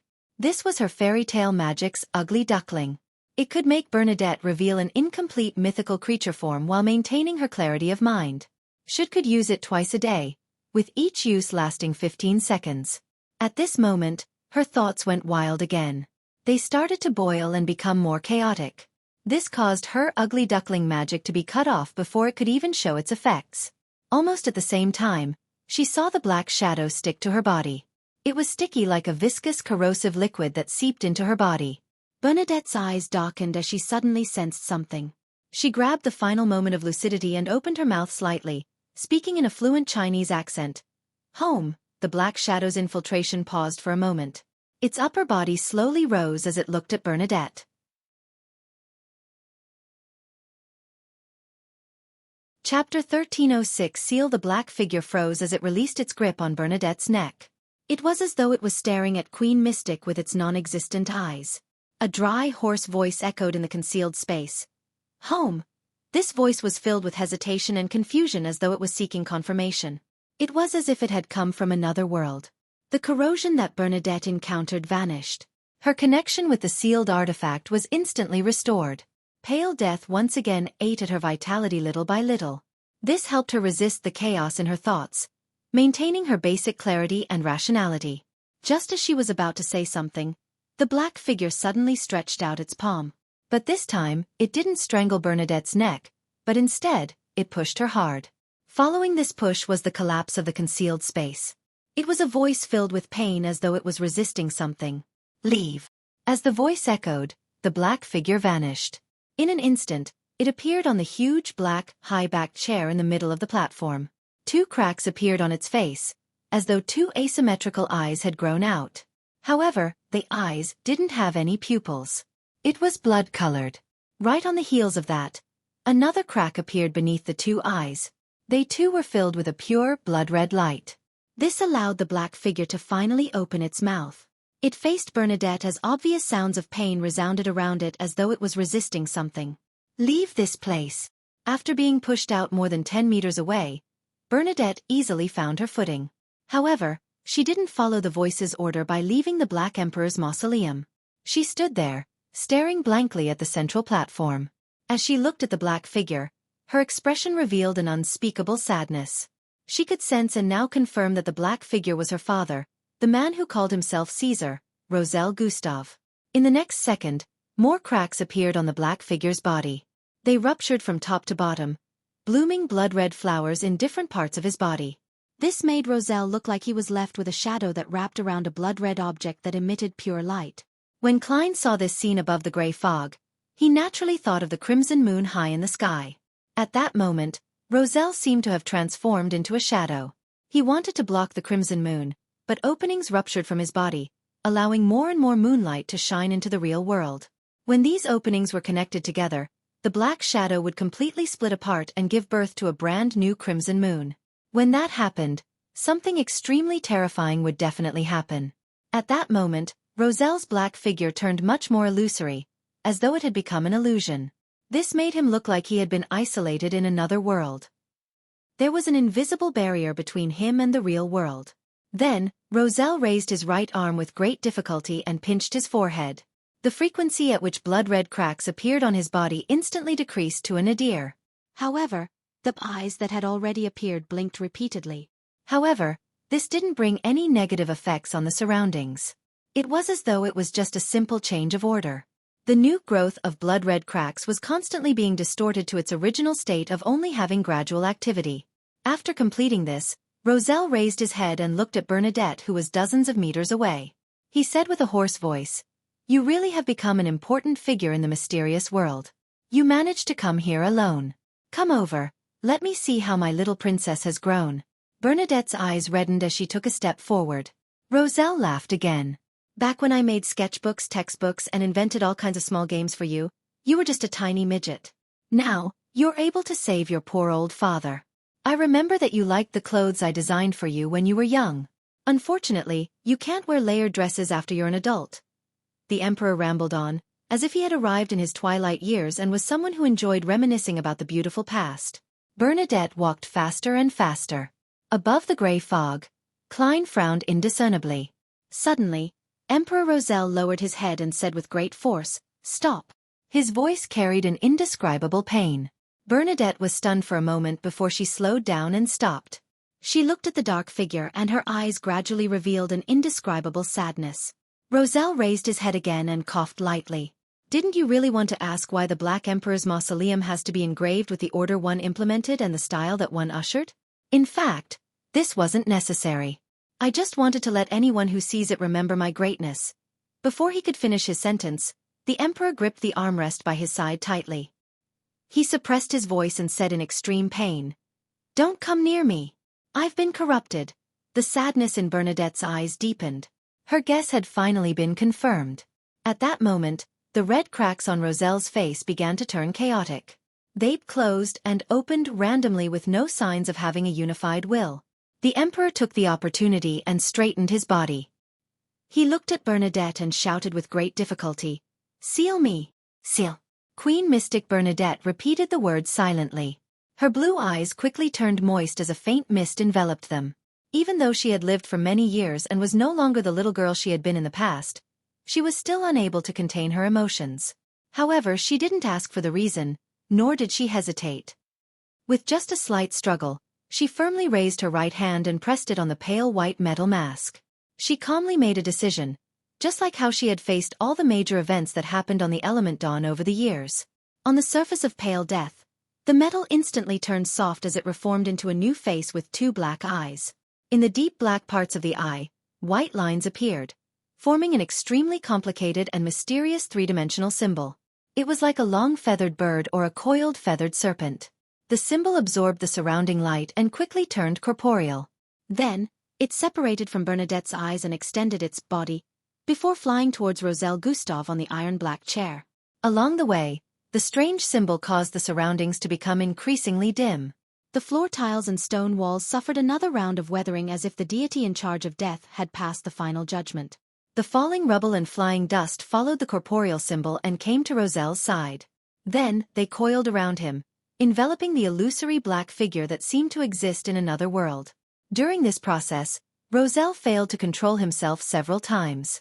He attempted to leave the iron-black chair, but he ended sitting back down. He didn't resist the seal that Bernadette had exerted on him. As the symbol fused with his figure, he immediately had a connection with pale death. He saw the illusory deity that lorded over the countless undead and the swollen body of a water ghosts loitering in a dark river. Roselle's aura immediately vanished as the cracked red openings closed one after another. What awaited the emperor was a quiet and peaceful sleep. As for the symbol, it was sealed within Roselle's body, constantly influencing him until pale death stopped responding. In the blink of an eye, several blood-red cracks appeared on Roselle's body again. After his aura declined to a nadir, it gradually began to glow as he fought back against the corporeal symbol. Klein, who was above the gray fog, sighed when he saw this. He clenched his fist and pressed it against his mouth.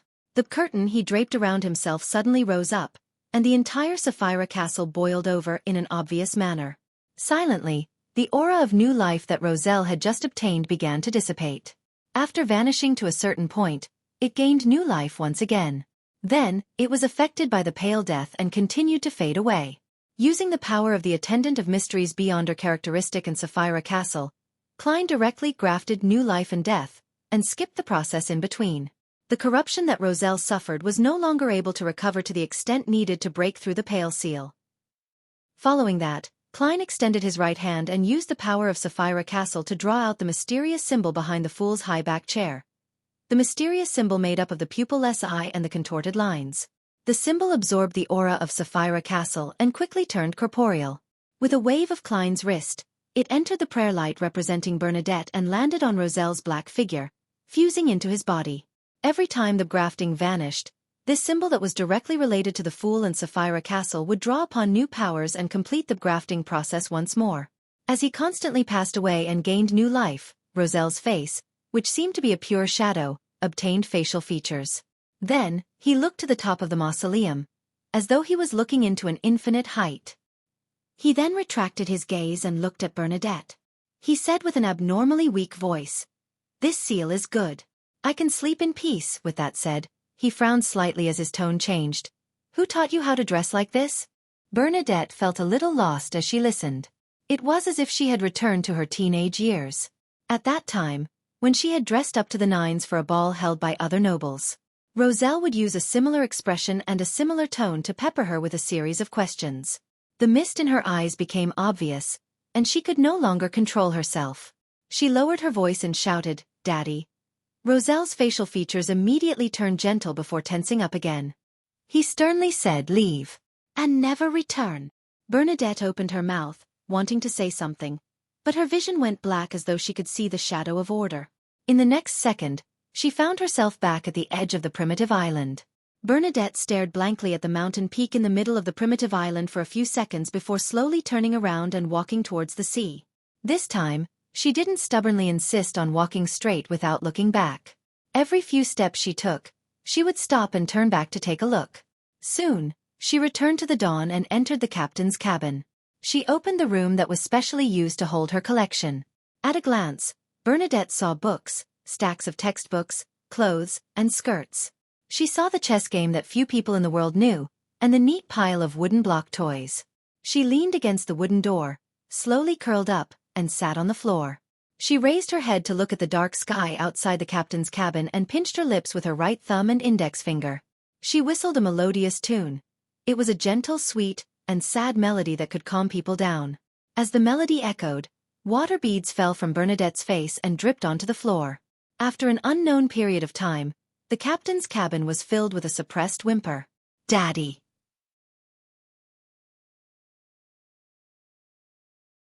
Chapter 1307 Meeting in the middle of the primitive island, in the Black Emperor Mausoleum. After sending away Bernadette, Roselle didn't immediately fall into a deep sleep. He slowly raised his head and looked up once again into the infinite distance. Above the gray fog, Klein sighed silently. He put down the staff of the stars and grabbed a paper figurine before shaking it. With a smacking sound, the paper figurine rapidly thickened and expanded before flying into the translucent vortex formed from illusory mysterious symbols beside the fool's chair. Although Bernadette had already moved to the edge of the primitive island and Klein could no longer see the situation inside the Black Emperor Mausoleum through the prayer light. However, he could use the symbol of the fool that had merged with Roselle's figure to maintain a connection with the Emperor up to a certain extent. After the paper figurine passed through the slowly spinning vortex, it descended into the dim mausoleum which had an unknown light source. It then turned into a human in front of the central platform. This human's black hair and brown eyes were somewhat similar to Gehrman Sparrow's, but he didn't have clear-cut features. The lines weren't deep enough, and his bearing wasn't cold enough. There were also certain differences in his facial features. His chin and stomach had a small amount of fat induced by an indulgent society. It was Klein's original appearance as Zhou Mingrue, the Zhou Mingrue who had been hanging inside Sapphira Castle for thousands of years beside Roselle Huang Tao Gustave. Roselle wasn't surprised by his appearance. With one hand on the armrest, he leaned forward slightly and said, "You're here." "I'm here." Klein nodded indiscernibly. "You shouldn't be here." Roselle sighed. "I'm already here." Klein very naturally participated in completing the meme populated by a popular Chinese novel by Gu Long. Having completely confirmed the origins of the fellow in front of him, Roselle returned to his normal sitting posture, chuckling as he said, I originally planned on asking where you're from to see there's any need for regional discrimination one, but after some thought, there's no need for that. We're all anachronistic miserable wretches without a home. Without waiting for Klein's reply, the Emperor's voice sank as he asked, "You know the truth about the apocalypse?" Yes. Klein nodded slightly. Roselle continued asking, "You know that this is Earth?" "Yes," Klein answered frankly. When Roselle heard that, he laughed self-deprecatingly. "You actually learned about it so early." "I only dared to confirm it after I went to the moon and saw the true appearance of this planet from high above." At this point, the Emperor sighed and said, "The moon is bizarre." I clearly felt terror, but I didn't even consider the possibility of being corrupted. Then, I became more and more extreme. However, I did occasionally gain a certain level of clarity from the views of people around me, but I didn't dare to write it in the diary in that state. I was afraid of exposing secrets and losing my final chance. I eventually decided to use all the groundwork I did previously to switch to the Black Emperor pathway. Apart from the impending apocalypse with Sequence Zeros being the only ones capable of protecting the people they wish to protect, they can hide them in other planets in the vast universe and use the corresponding authorities to rebuild a set of order for humans to survive in desolate lands. I also saw the hope of escaping my corruption by using the Black Emperor's ability to resurrect. As long as I became a Sequence Zero Black Emperor and was truly killed after turning half crazy, I'd have the chance of resurrecting in the mausoleum or in the astral world. When that happened, what would return to me would be a pure uniqueness and 3 Sequence 1 Beyonder characteristics. I wouldn't be tainted at all, nor will I contain an uncontrollable madness. Speaking of which, I made use of the eternal blazing sun and the god of steam and machinery to a certain extent back then. But the horror of the Great Old Ones far exceeded my imagination. Accompanying my revival was a new life of corruption. Perhaps only Great Old Ones can resist Great Old Ones. I could only terminate the revival process, and live such an ignoble existence in my final mausoleum to prevent the Great Old One from using my body to be born in the real world. That would have brought about a devastating disaster. Klein had long guessed Emperor Roselle's condition based on what he knew and what had just happened. He wasn't surprised at all as he calmly replied, "The one who corrupted you is called the Mother Goddess of Depravity.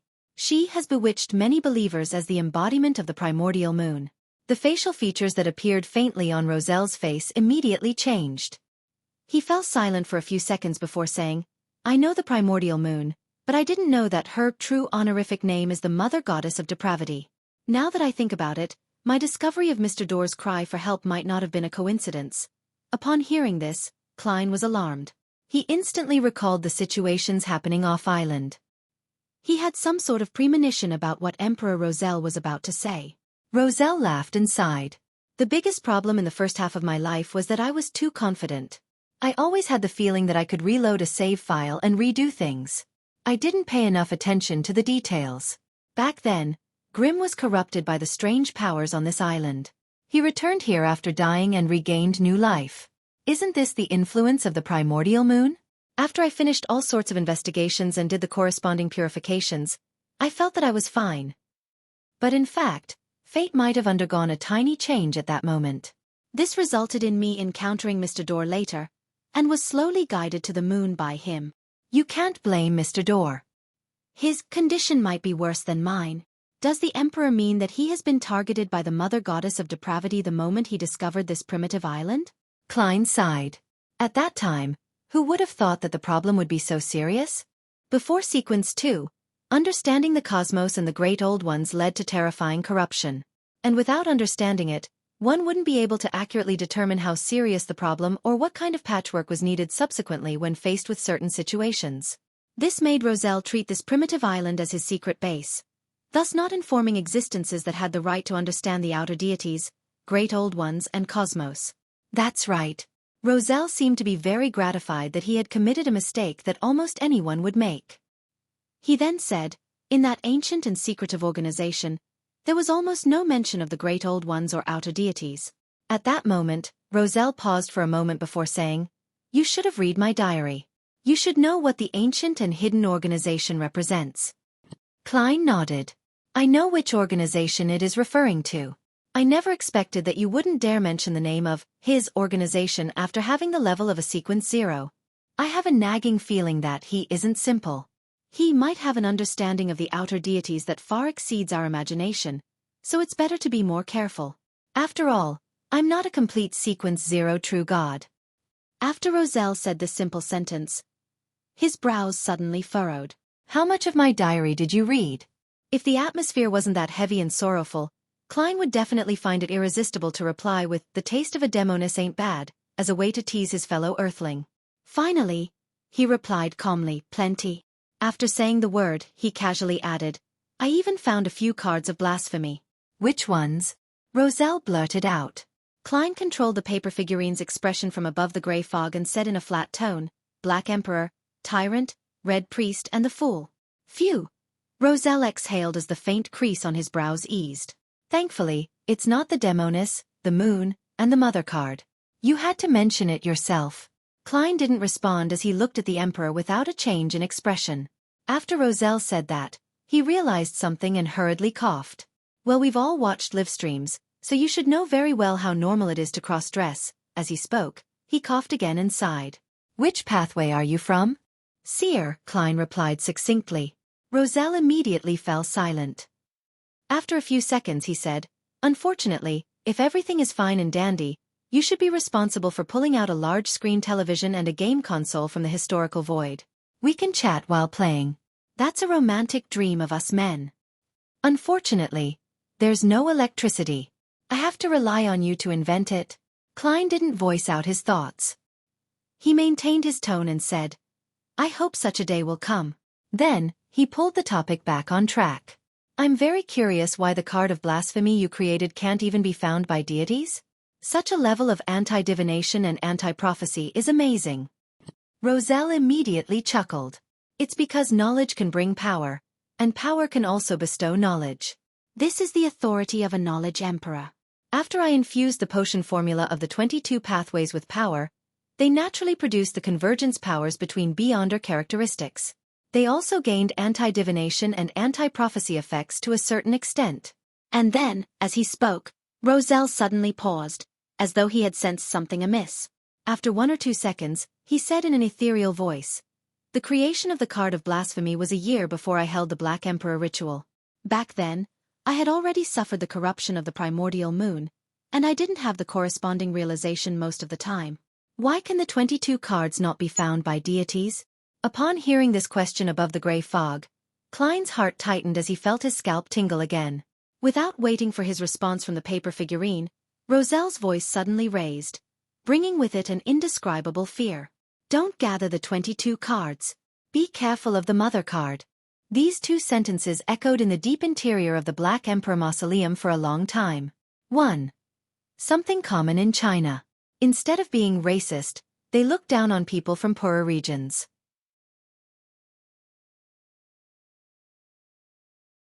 Chapter 1308 Goodbye Above the Gray Fog. Klein's pupils instantly widened as he subconsciously looked down at the long model table in front of him. There were 4 cards of blasphemy with different patterns on the back. At that moment, he felt a little scared and relieved. He felt as though he had been wandering about on the edge of the abyss while blindfolded, but he never fell. If he had done his best to gather all the card of blasphemy, or had obtained the Mother card, with a way how he liked to put the different cards in his body to obtain the corresponding levels and special characteristics, he might have already been corrupted by the Mother Goddess of Depravity, or be pregnant with something. However, I'm not Roselle. Even if I have the Mother card, I probably wouldn't have done so. Furthermore, in order to prevent the deities from finding it, cards of blasphemy are extremely difficult to gather. It's almost impossible to gather all of them. From the looks of it, this is a casual arrangement made by the Mother Goddess of Depravity. If anyone were to unfortunately obtain the Mother card, they would become one of the latent dangers in this world.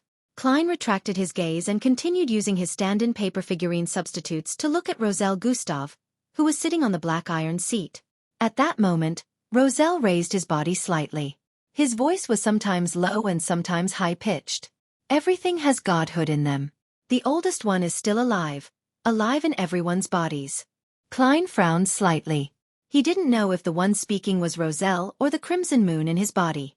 Not only did he have a certain level of understanding regarding such secrets, he had also personally experienced it before. Thus, he wasn't that horrified or panicked. He only recalled the teachings of the Aurora Order he had seen in the past. They promoted the belief that the Creator was omnipresent and existed in every living being's body. Therefore, all living beings had godhood. Once godhood reached a certain concentration, they could become an angel. And the current orthodox deities are nothing more than slightly stronger angels. To ordinary people, as long as one was able to grasp that the essence of life was a spiritual travel, and tempered one's mind, strengthen one's spirit, and find their own godhood, as well as fuse with more godhoods, one would be able to escape their mortal coils and become an angel. Back then, I felt that a cult like the Aurora Order had a complete set of mysticism and religious canon, just like the Orthodox churches, but now I can interpret the truth underlying these words. From a certain point of view, it's true. The only problem is that after fusing with more godhoods, they might no longer be themselves. The true creator actually placed the deepest secrets of this world into his teachings. Isn't he afraid that a believer might suddenly have an epiphany and learn of the underground corruption, eventually becoming a vessel for the oldest one's revival? This hanged man really is a little crazy. He doesn't have much rationality most of the time. Klein mumbled inwardly as he waited for Roselle to say more. 2 to 3 seconds later, Roselle, who had been in a cycle of slumber and the obtaining of new life, sat back on his iron-black throne. He panted and didn't say a word. Klein then controlled the paper figurine to say, "Which of the words that you have just said should be trusted, and which one should I be wary of?" Roselle chortled. "Consider the answer yourself." "Heh, isn't that how you seers like to speak?" He didn't wait for Klein's reply as he continued, "When I created the pale death mask, I sensed something. The death of the fourth epoch might not have completely perished. He might have left a hidden trump card for being revived. It might involve the river of eternal darkness. Heh, death will definitely not die so easily." With that said, Roselle looked at Klein, who stood at the foot of the platform.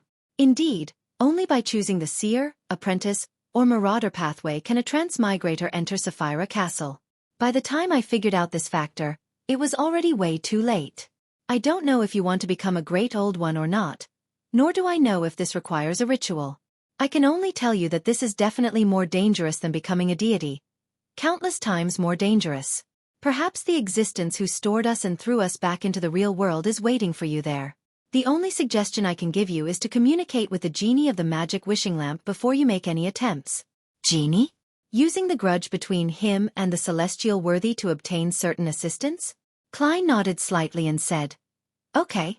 After hearing his answer, Roselle sighed and said with a smile, "If you really can become a great old one, you can consider saving me. Only a great old one can resist a great old one." At this point, he fell silent for a moment before he slowed down his speech. "If you can't completely free me from the corruption of the primordial moon after becoming a great old one, then remember to wipe my existence off the face of the world.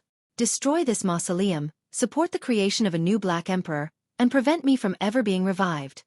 The light inside the mausoleum seemed to dim a little. Klein fell silent for 2 seconds before saying, "I won't forget that." Roselle fell silent. After a few seconds, he laughed self-deprecatingly. "Of course before that, you should try to save me a few more times." Such a sense of humor didn't make Klein smile.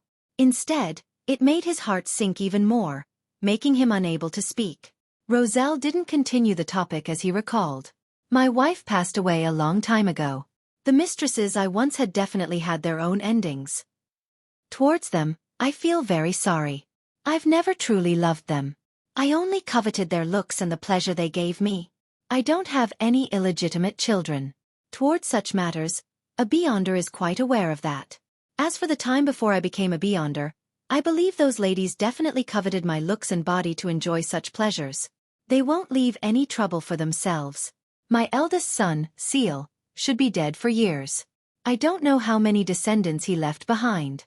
My second son, Bornova, would definitely be an angel now if nothing unexpected happens.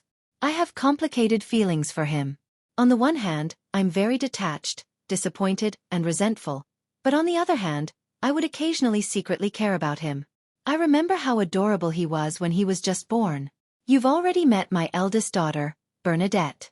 Isn't she beautiful? She was pretty from a young age, obedient, and smart. She knew how to be filial to her old father, protect her younger brother, and dote on her mother.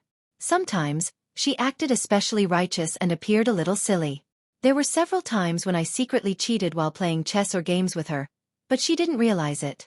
Such a temper made it difficult for her to accept what I did later. Of course now, I can just push the blame onto the primordial moon. It's all because of her corruption. I'm rather grateful for her on this point. I don't know what right I have to make a request. After all, I've never helped you before, nor do I have much of a relationship with you. It's just that we're from the same era and same place. The ties as a fellow Earthling. Upon hearing that, Klein said in a deep voice, "Your diary gave me plenty of help. It allowed me to grasp a lot of high-level knowledge when I was weak, allowing me to avoid many dangers and know how to direct my efforts in a targeted manner. Also, those cards of blasphemy have shown their use at different stages. Can you not mention the diary?" Roselle coughed lightly and said, "However, in the later stages, I was indeed consciously leaving a message to the next transmigrator. The only thing I couldn't be sure of is which language you know." The Emperor slowly exhaled before saying, "My request is to help me look after Bernadette. When she needs help, provide her some help. Although she is about to become an important figure in the mysterious world, I still can't feel at ease as a father." Without any hesitation, Klein got the paper figurine to answer directly. "I'll take care of her for you." "Man, why does this sound a little awkward?" Roselle's tone instantly turned odd. "By the way, I haven't asked for your name. As for me, you should know very well that I'm Huang Tao." "Zhou Mingrui," Klein answered frankly. "Are you married? Do you have children? How old are you?" Roselle raised 3 questions in one go. "Emperor, why are you acting like a gossipy middle-aged woman from next door?" Klein shook his head and gave a simple answer. "No." Roselle immediately fell silent. After a moment he said, "You and I are of the same generation. Bernadette should call you Uncle Zhou." "Yes," as he spoke, Roselle's tone suddenly became filled with pity. "After coming to this era, I treated everything as a game in the beginning. I was having a great time playing, but I would occasionally recall my home, remembering the past where I cultivated most of my personality and hobbies. The longer I lived, the higher the frequency I felt this feeling. It's like the fallen leaves will always want to return to the roots of a tree. However, at the very least, I have a daughter, a wife, and 2 sons. There are still many things in this world that I'm worried about, and some sense of belonging to a certain extent. As for you, I can feel your loneliness, the loneliness that comes from deep within your bones." Upon saying that, Roselle suddenly sighed. "If only we were still living in that era. I'll go to work punctually every day and work overtime from time to time. Whenever I'm free, I'll visit my daughter's extracurricular lessons, pick her up, bring her home stuff my wife constantly reminds me about. Every weekend, we'll either head out for some fun or head to my parents' place to accompany them. When one day I'm exhausted from life, I'll use an excuse that you as my friend are treating me. As men, we can sit by the street and eat some skewers, drink some alcohol, brag, curse our superiors, reminisce about the days of our youth, and urge you to quickly find a girlfriend. When I wake up the next day, I'll be able to have the zeal to continue facing life again." Klein listened quietly without interrupting the Emperor's prattle. Roselle's voice gradually lowered as he smiled. "Goodbye, my friend. I hope we can really meet again one day." His figure quickly turned illusory, as though he had disappeared from the world, leaving only a faint shadow hovering over the iron-black throne. Roselle Gustave had returned to his eternal slumber.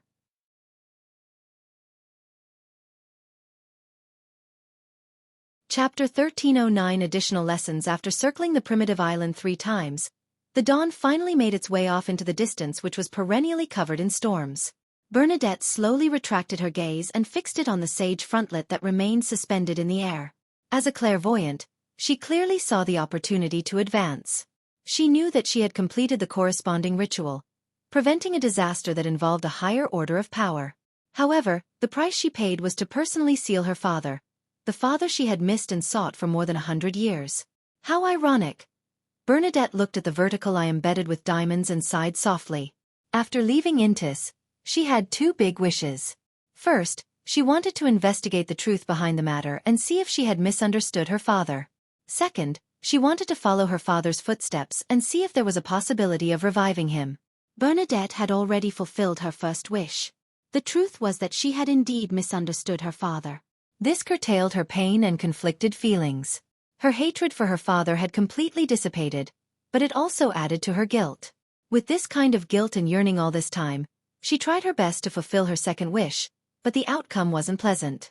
If there hadn't been any hope from the beginning, she might not have had such a huge reaction.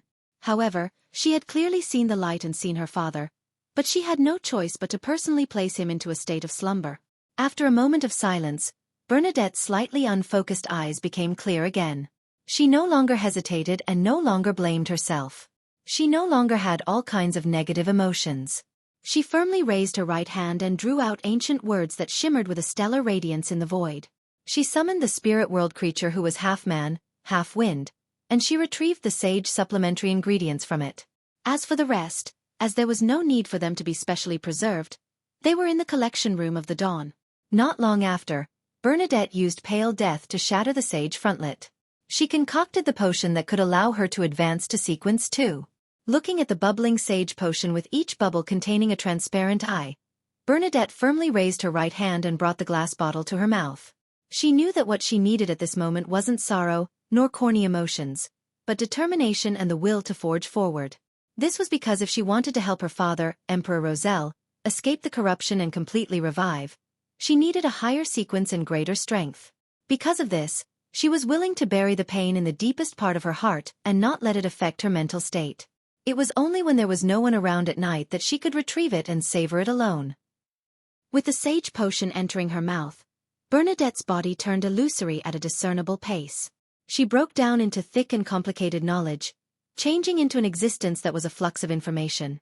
The entire dawn, as well as the surrounding winds, storms, lightning, seawater, and waves, all lost their sense of reality. It was as though they had been restored to the most fundamental blocks of information. For most of Sequence 3 beyonders of the mystery prior pathway, such a state was extremely dangerous. If one's willpower wasn't strong enough, their luck wasn't good enough, and they weren't prepared enough, the knowledge that they had transformed into would be infiltrated by all kinds of information within seconds. They would be washed away, assimilated, and thus quickly lose consciousness. They wouldn't be able to reassemble their bodies, turning into a very strange and difficult monster to deal with in mysticism. A knowledge demon. This was also known as an information creature. Bernadette had relied on the sage frontlet and had previously transformed into a flux of information on several occasions. Although it was limited to 2 to 3 seconds and didn't last too long, it was still considered experience. At that moment, she tried her best to maintain her consciousness and establish a connection with the information produced in the spirit world by preventing a high-level disaster. The information had a clear imprint belonging to her, and it involved a very high level of power. It was exceptionally solid, and couldn't be dispersed by other information for short periods of time. It helped her to stabilize her consciousness and slowly gather the dissipating flux of information around her body. During this process, Klein, who was above the gray fog, tapped the edge of the long mottled table with the help of the prayer light. He used a miracle invoker's ability of changing the probability of certain developments and actions to a certain extent, and he bestowed Bernadette with a certain amount of good luck. Time ticked by. There were several times when Bernadette wavered on the border of losing consciousness, but in the end, she managed to tide through it. She gathered all the information that belonged to her and began to reconstruct her body. At that moment, she gradually felt the concern Admiral of Stars Katlia had for her. She felt the members of the Element Dawn and her crew making their daily prayers. This stabilized her condition better, allowing her to resist the ancient will that was slowly developing in her body. At this moment, a series of secret information came from nowhere. Taking the opportunity while Bernadette was reforming her body, it attempted to fuse with her. This was interference from the hidden sage.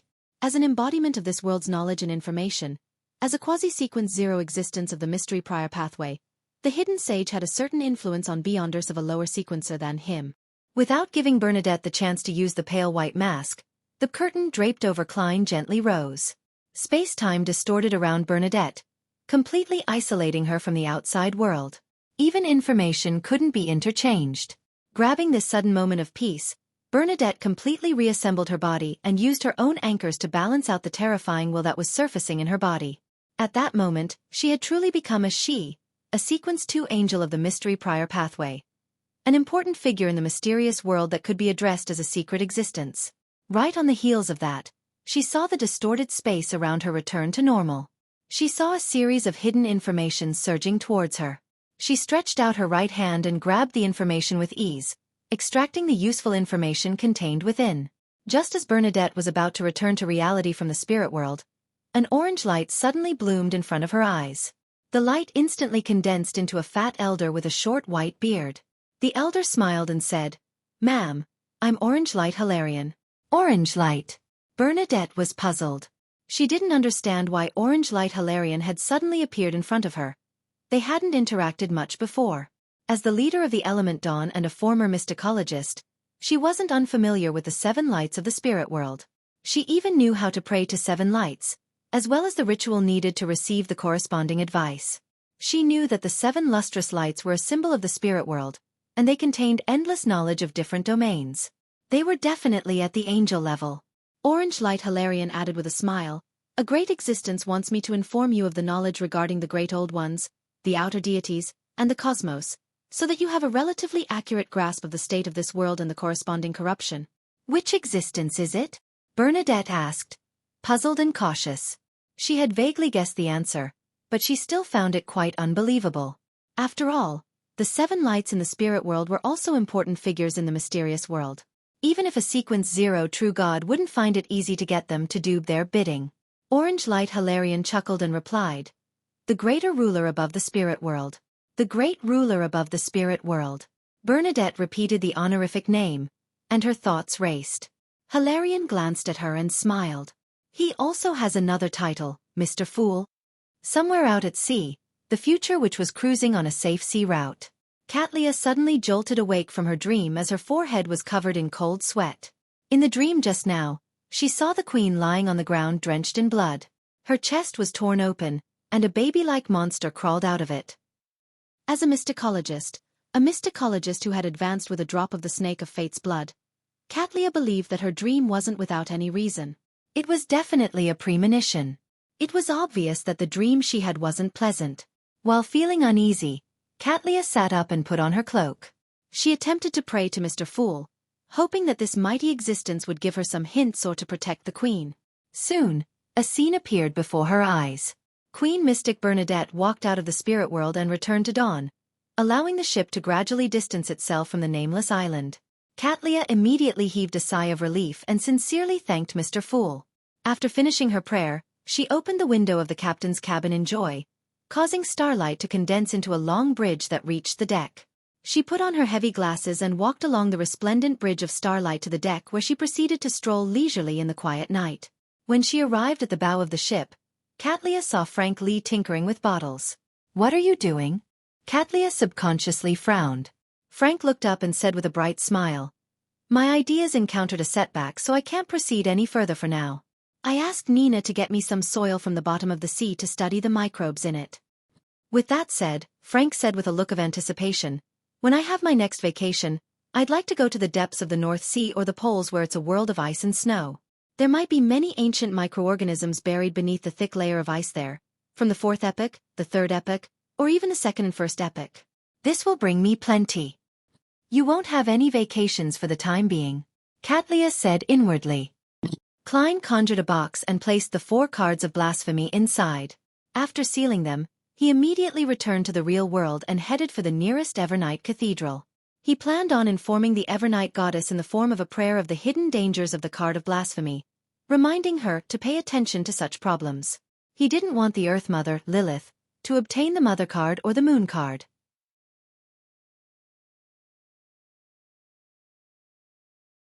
Chapter 13:10 Envoy. The prayer hall in the Evernight Cathedral was as dark as before.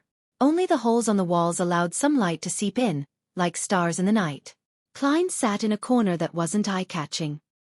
He took off his tall hat and began praying like a pious member of the congregation.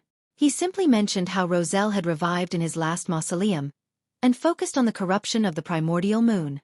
He deliberately emphasized that, in order to prevent the crimson moon within him from being born in the real world, Roselle had chosen to terminate the process of having his Black Emperor uniqueness and 3 sequence 1 characteristics return to him.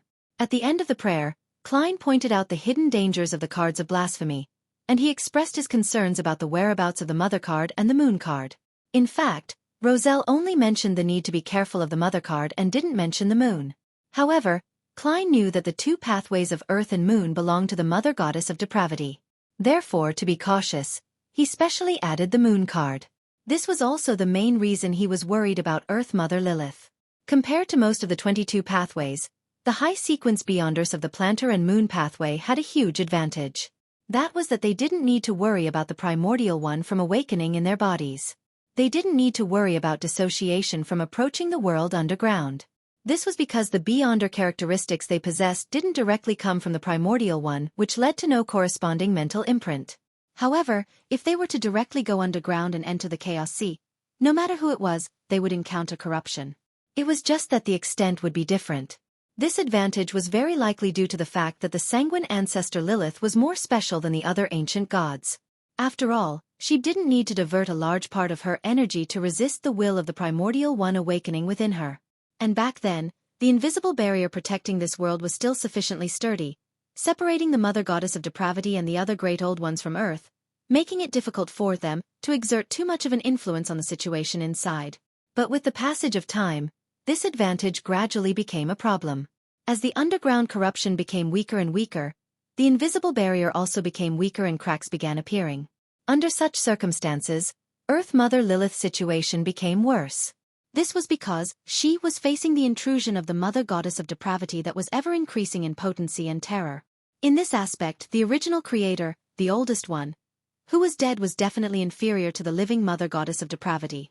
Considering how outer deities who had transcended sequences had an influence on Beyonders from their own pathway, Klein felt that he couldn't afford negligence on such matters. After he finished his prayer, he waited for nearly 5 minutes. After confirming that there was no response, he stood up, put on his wandering magician's tall hat, and walked out of the cathedral that belonged to the Evernight. To him, this was mainly a disclosure obligation. As for what the Evernight goddess planned to do with it, or if she would remind him of certain matters, it was beyond his control. In short, Klein could only temporarily believe that the Evernight goddess knew the relative importance of matters. Backlund, at the Harvest Church south of the bridge. The top-hatted Emlyn White got off his carriage and looked at the sun covered by the clouds and mist. On the way to the entrance of the cathedral, he gently rotated the ring on his left hand, as if to flaunt his identity. The ring was semi-translucent in color, as though it was made from light red amber. There was a blood-red gem embedded on its tip, a reward Emlyn had received a long time ago, Lilith's ring. After becoming a demigod, Emlyn could suppress the effect of bloodthirst from the ring to a certain extent. Every day, he only needed to drink 3 bottles of human blood to be immune to the corresponding negative effects. Therefore, in order to showcase his special identity as the ancestors blessed, he began wearing this ring permanently. After entering the Harvest Church, Emlyn automatically removed his top hat. At this moment, Cosme, Ernst, and the other sanguine in Backlund, who were waiting for Bishop Utravsky, stood up one after another. Looking down at the aisle, they greeted softly, "Good morning, my lord." Emlyn looked ahead and nodded indiscernibly. "Is Mistral still not here yet?" "Count Mistral set up a chapel at home," Ernst simply explained. Emlyn didn't comment on this. He walked forward and casually said, "He will still have to come when Mass is held." He looked around before saying, "Where's Bishop Utravsky?" "The bishop is waiting for you behind. The church's envoy has arrived." Ernst controlled his facial expression as he answered Emlyn's question politely. "The church's envoy." Emlyn rotated the light red ring on his left hand and walked to the back of the cathedral. Soon, he saw Father Utravsky and the slightly curly black-haired envoy the church with a tall nose and deep eyes. "This is the Archbishop, His Grace Loretto." Father Utravsky introduced the envoy to Emlyn. He stood by the window, blocking most of the light. "Good morning, Your Grace," Emlyn replied with the etiquette of the Church of Earth. Loretto smiled and spoke in rather awkward Loanese. "There's no need to address me as Your Grace. Although you aren't an archbishop, you have the status of an archbishop. From today onwards, you will be a hierophant, a high-ranking deacon of the church. You will be in charge of the sanguine matters in Backlund." Without giving Emlyn any time to digest this information, Loretto continued, "I came to Backlund under the Holy See's orders. I'll tell you everything that needs to be taken note of within the church." "Please speak." Emlyn suppressed his glee and said politely. Loretto's expression immediately turned serious. "First of all, the most important point is that, be it the clergymen of the church or the believers of the Earth Mother, as long as you claim that you have obtained a revelation, they are individuals who have been enticed by demons, with no exceptions. If anyone reports something like this to you, or if you have obtained a revelation personally, please inform Bishop Utravsky as soon as possible and report it to the church." Father Utravsky didn't mention this before. This request sounds very strange, as though there's some suspicion. Emlyn frowned as he looked at Father Yutravsky, who was standing by the window. The bishop never said anything about taking note of such matters. Before he finished his sentence, Emlyn suddenly realized that he came off as criticizing Bishop Yutravsky, but he couldn't find any better explanation in his haste. Almost at the same time, he understood what was odd about what Archbishop Loreto had said. This was telling everyone that the Earth Mother you sensed isn't the real Earth Mother. This is saying that a large number of the revelations us sanguine received from the ancestor are fake. It's from demons or evil gods. The look in Emlyn's eyes sank as he tried to maintain his composure. At this moment, Loreto didn't mind and smiled. Bishop Yutravsky didn't tell you because he didn't know either. Father didn't know. In that instant, Emlyn actually felt a little sympathetic towards Bishop Yutravsky. He felt that as a Phasacian, a hierophant who had changed faith in his later years, he had been ostracized by the other members of the Church of Earth. Sensing the change in his gaze, Loreto added, "That's because he's a blessed. He doesn't need to care about the temptation of demons and evil gods." Bishop Yutravsky nodded and said calmly, "The revelations of Earth Mother are in her Holy Bible, in those lines of teaching. Anything other than that is heresy." Emlyn was somewhat puzzled, but he couldn't think of any question. He grunted and said to Loreto, "Then what is the second point that needs paying attention?" Loreto made his expression turn serious. "If you receive a revelation, don't blindly believe it. Please immediately seek confirmation from Bishop Yutravsky." "Why?" Emlyn was puzzled. This was basically telling him that the only response he would receive was either from evil gods or demons. Loreto deliberated over his words and explained in detail, "In this world, there are many evil existences. They will pretend to be deities, and bewitch the clergyman in an act of enticing believers. That's because the two main pathways of the Church of Earth Mother are related to life.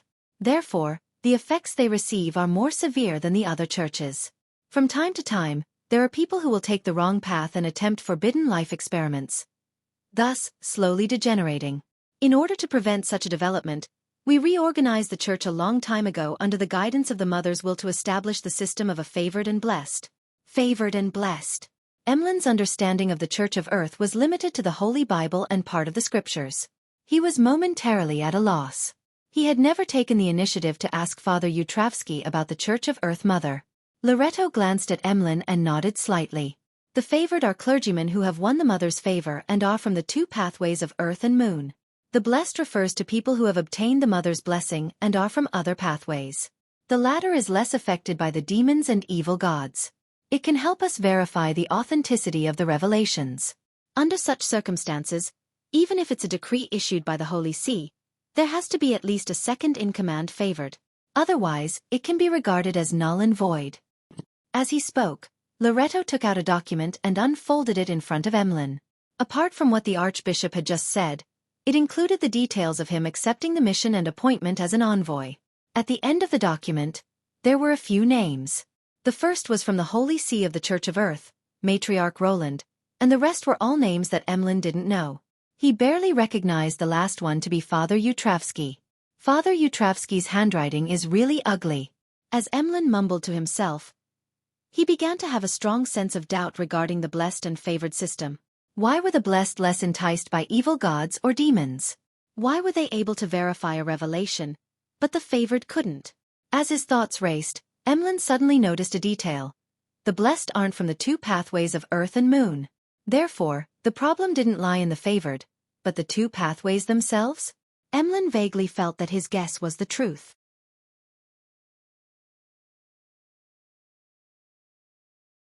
Chapter 13:11 New Mission. Emlyn vaguely sensed that there might be some abnormalities in the two beyonder pathways of Earth and Moon, but he didn't ask Archbishop Loreto about it directly. He doesn't seem like he would answer. It's better to wait for the next tarot gathering to ask the world, the Hanged Man, and the others. Emlyn nodded indiscernibly, indicating that he already knew the difference between a favored and a blessed as he muttered to himself.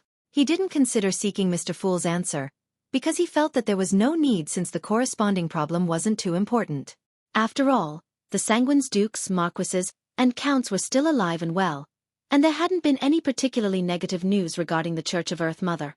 At the same time, his previous guess also made Emlyn connect these to the influence the primordial moon, an existence which was perhaps an evil god or a high-level devil in disguise, had on the moon pathway. He had once caused many sanguine who had prayed to him to lose control, turning into monsters that only knew how to mate and reproduce.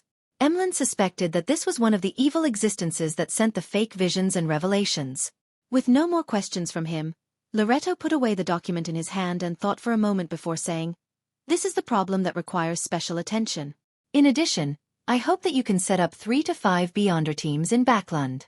They should mainly be members of the Sanguine." Emlyn was always law-abiding. The only crime he did was steal blood at the hospital. He subconsciously raised his question, "Does the Church of Evernight and the Church of Storms have any objections?" Loretto said with a benevolent smile. This was a request from them.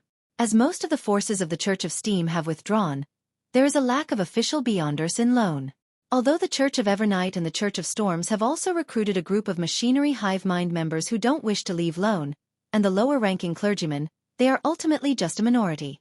Furthermore, they still need to handle the purge in Faysac and the independent colonies overseas. Therefore, they hope that they can provide some help. This is quite beneficial for our proselytizing in Lone. However, you have to remember that here we have to restrain ourselves. We can't freely proselytize.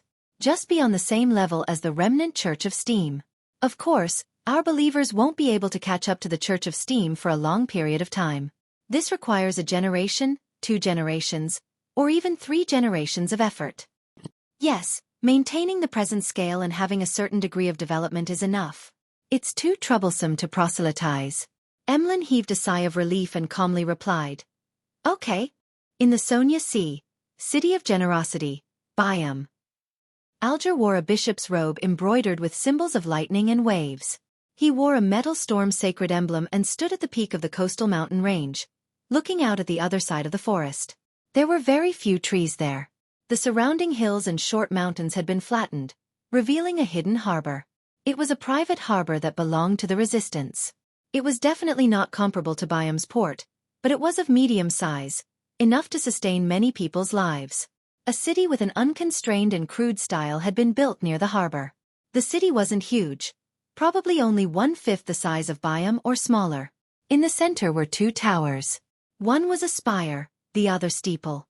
They were all strangely silver, reflecting blinding light under the sun. Surrounding the twin towers were many paved roads made of cement. They led to buildings that were mainly made of stone or were connected to open squares and training grounds. The green trees lining the sides of the street exuded a feeling of grandeur. Alger knew that the city didn't only consist of residents from the City of Silver, but also people from Moon City. Many of the latter were extremely deformed. They were temporarily unwilling to interact with Biome, as well as the residents of the other cities on the island. They only purchased their necessities through the people of the City of Silver. It was said that they planned on building a city that belonged to them deep in the forest, and would only leave a path to the new City of Silver. These are all believers of Mr. Fool. I'll have to slowly integrate them into the entirety of the Rorsted archipelago. For now, I'll temporarily not disturb the deformed and allow the residents of the City of Silver to bring normal-looking Moon City residents to Biome. Alger seriously considered his subsequent actions. After settling down the residents of the City of Silver and Moon City, he had actually completed the mission that Mr. Fool had given him. However, he believed that he was still far from being able to exchange for Sea God's identity, authority, and status. Therefore, he did his best to deal with the problems left behind by the Great Migration. To be frank, Alger was most worried that Mr. Fool didn't give him anything to do. If that happened, he didn't know how long it would take for him to make enough contributions. Accompanying the new City of Silver's establishment and the immense vibrancy it exuded, he acutely sensed danger. There was more than one sequence 4 demigod in the City of Silver and Moon City, and they were Mr. Fool's loyal believers. Perhaps, Mr. Fool would one day bestow the identity, status, authority, and power of Sea God to one of them.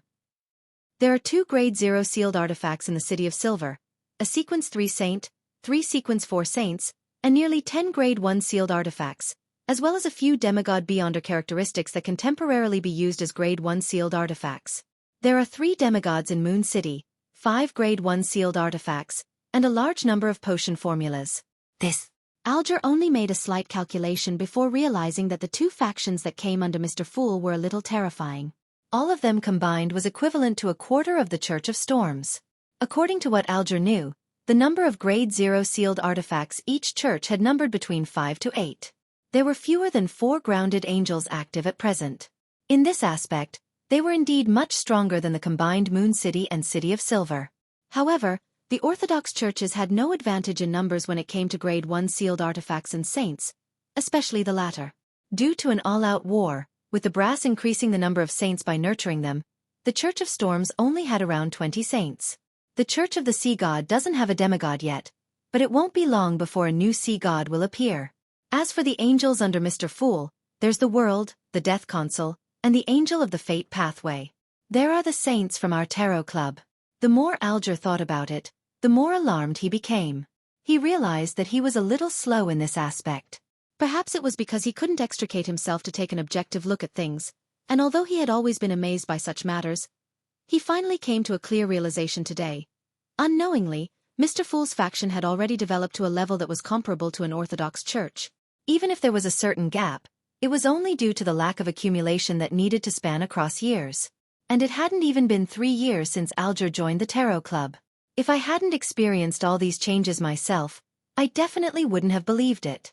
Alger sighed inwardly as he fervently wished to do something for Mr. Fool, so that he could quickly accumulate the contributions needed to transform into Sea God. When that happened, he could truly cast his gaze towards the Book of Calamity and attempt to complete the request of the Elven Queen, Kohainam. Retracting his gaze, Alger glanced at Byam at the foot of the mountain. He saw that this city, which hadn't suffered any serious damage in the war, had once again lit up. It could also be called the most prosperous city in the Sonia Sea. At that moment, the priests, bishops, and believers of the Church of the Lord of Storms were cooperating with the new government civil servants and the Church of Sea God to build schools and hospitals to the children in the slums and the natives with no financial capacity that would provide education, medical treatment, and assistance. As Alger watched the people walking along the streets like ants and the colorful buildings that were different from the vast majority of Lone, the corners of his mouth curled up slightly before he wiped away his smile. He narrowed his eyes, unsure what he was experiencing or enjoying. At that moment, a grayish-white fog suddenly appeared in front of him. Following that, he saw the ancient palace and blurry figure in the middle of the fog. He heard Mr. Fool's words. A mission. Monitor a man named Verdu Garcia. Along with the revelation, plenty of miscellaneous information rained down and drilled into Alger's mind, allowing him to know the exact situation of Verdu Garcia. He was a member of the Abraham family that had concealed his identity. He had recently left Desi County and had come to the Rorstad archipelago. Alger was thrilled. He bowed his head respectfully in response. By your will. Klein knew that Verdu Garcia Abraham had left the northern continent and was heading to the Rorstad archipelago, as Dorian Gray had mentioned this when he prayed. He knew very well that the person named Verdu yearned to save Mr. Dor so that the King of Angels could return to the real world. The reason why Klein had gotten Miss Magician to inform the Abraham family of one of the rituals that helped Mr. Dor escape was because the trust between the two parties was insufficient. If he were to hide it or lie by saying that an angel needed to be hunted for the ritual, the Abraham family would definitely suspect Furs and make her continue contacting Mr. Dor and try to confirm it through other means. Once they discovered anything, Klein would lose control of the Abraham family, preventing him from nipping the problem in the bud. If it had been a few years ago, Klein wouldn't have been too worried about such problems. However, as the apocalypse approached, the infiltration of the outer deities would only increase. It was possible that a member of the Abraham family would come into contact with a corresponding item or believer and obtain the correct ritual. Therefore, Klein believed that the ritual that was extremely difficult to complete could be used to effectively gain the trust of the Abrahams, allowing them to deepen their faith in Mr. Fool and become more devout. Then he could monitor the extreme ones among the devout and grasp their trajectories, and interfere with them in time.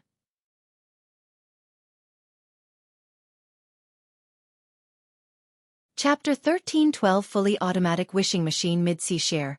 Limon City. Jasmine wrapped a scarf around her face and exited the apartment. She had heard that the annual Limon Carnival had begun, so she wanted to visit it at the municipal square. Because of the war last year, the carnival hadn't been held. This had greatly disappointed Jasmine. After that, she suffered the greatest trauma in her life. From then on, she hid at home and didn't dare to go out.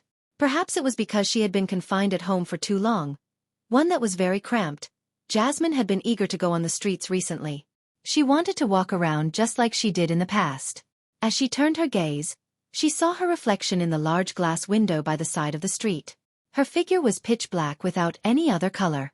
Her long dress reached her ankles, and the veil of her hat covered half of her face. From the bottom of her eyes to her neck, there was a scarf wrapped several times around her neck. Both of her hands were wearing a pair of knitted gloves. This was completely different from the cheerful and lively Jasmine in her memories. In the previous war, a cannonball had destroyed her original home and resulted in a fire. She suffered burns to the face, causing her body to be covered in wounds. If not for the fact that she was lucky enough, Jasmine would have died from the serious injuries. But even so, she felt like her life had ended from that very moment. Her nose had been burnt away, leaving only 2 black holes. There were many traces left behind by the fire on her face, neck, and hands. If she were to walk in the dark, she would pass off for a devil perfectly. Jasmine clearly remembered one thing. On the first night of moving to this apartment, she had washed up in the public bathroom before sleeping. Just as she walked out of the door, she saw a youth walk over. The youth had also seen her. Under the crimson moonlight, the youth revealed an expression of extreme horror, as if he would jump up at any moment. He turned around and ran away. Finally, he controlled himself and took a few steps to the side, not daring to look at Jasmine's face again. This pierced through Jasmine's fragile heart. From that day onwards, she never left the house again. Even if she had to wash up, she would wait until it was late at night. In this aspect, she was very grateful to her parents because they didn't say a word. They did their best to maintain their lives, relying on their original savings and the work they later found to barely support the family. They didn't need Jasmine to work outside for a salary. After walking a distance, Jasmine saw the main venue of the carnival, Lemon City Municipal Square. There was a sea of heads and all kinds of reveling emotions. The enthusiastic atmosphere made Jasmine subconsciously stop in her tracks. She didn't dare approach, afraid that someone would notice that she was dressed strangely, afraid that she might accidentally drop her scarf. After hesitating for a few seconds, she finally stopped. She found a clean spot by the street and sat down. She stared intently at the municipal square. After an unknown period of time, Jasmine sensed someone beside her. It was a young man in a long black robe and a tall hat. He was like a magician from a circus. The municipal square is over there. Jasmine wanted to remind him, but after she quivered her lips a few times, she didn't part them. She didn't dare to speak to anyone. However, the young man took the initiative to walk over. He took off his hat and bowed slightly. "Miss, do you know what this machine is for?" "Machine?" Jasmine subconsciously looked up and dazedly followed the young man's gaze. Under the street lamp, a small wardrobe-like machine was sitting there at some point in time. Its surface was a brass color with a few transparent glass, gears, and bearings embedded in it. The components were exposed, looking very crude. Jasmine retracted her gaze and shook her head, indicating that she didn't know what the machine was. At the same time, this also expressed her intention to reject conversing. "It's called a fully automatic wishing machine," the young man introduced with a smile. "It's my invention. It can automatically fulfill the wish of someone who operates it. By the way, I forgot to introduce myself. My name is Merlin Hermes, a wandering magician." Fully automatic wishing machine. Jasmine realized that she could understand every single word but failed to understand the combined name. "You can give it a try. As the first user to experience it, it's free," Klein, who had taken on the identity of Merlin Hermes, said with a smile. Jasmine shook her head, refusing the conversation. Klein didn't give up. He looked at her and said, "For example, you can make a wish to be restored with your original looks." These words were like a sharp arrow that shot into Jasmine's heart. She stood up in shock and retreated hastily in an attempt to leave. She suspected that he had already seen her current appearance. "If you don't give it a try, how do you know that your wish won't come true?" "It's free," Klein said unhurriedly as he looked past her into the background. Jasmine gradually slowed down and finally stopped. If she could be restored with her original looks, even if she had to pay a huge sum of money, she would still be willing to do so. However, she knew that the wish in her heart couldn't be granted by money. "I don't have to pay anything. It's a free try. What if it comes true?" Jasmine's thoughts were in an upheaval, and she slowly turned around as if she was being enticed by a devil. "Really?" she asked in a hoarse voice. Klein pointed at the machine. "I can retreat 10 meters, and all you need to do is to turn the wrench on the machine. You don't have to remove your hat and scarf." The last sentence moved Jasmine into action as she quickly nodded and said, "Okay." Not long after Merlin retreated a certain distance, Jasmine moved closer to the machine, gingerly grasping the wrench on the door. She was actually very worried that this was part of a prank that involved pulling the wrench, such as being splashed by water. This was something that would happen every year during the carnival. She and her friends had often played such pranks on others, but compared to a wish that could be fulfilled, she felt that it was an acceptable risk. Even if it was proven that having her wish granted was impossible, it could still be treated as her experience at the carnival. Remember to make your wish before you turn it, Klein reminded her from not too far away. Jasmine collected her thoughts and silently voiced her wish. I want to return to my former self before the burns. With that, she turned the wrench nervously and expectantly. In the next second, the door to the fully automatic wishing machine opened. A normal wooden cane reached out and tapped Jasmine's forehead. What Jasmine didn't notice was a golden ring embedded with rubies that had appeared on her hand. When the wooden cane retracted back into the fully automatic wishing machine, the golden ring with the rubies disappeared as well.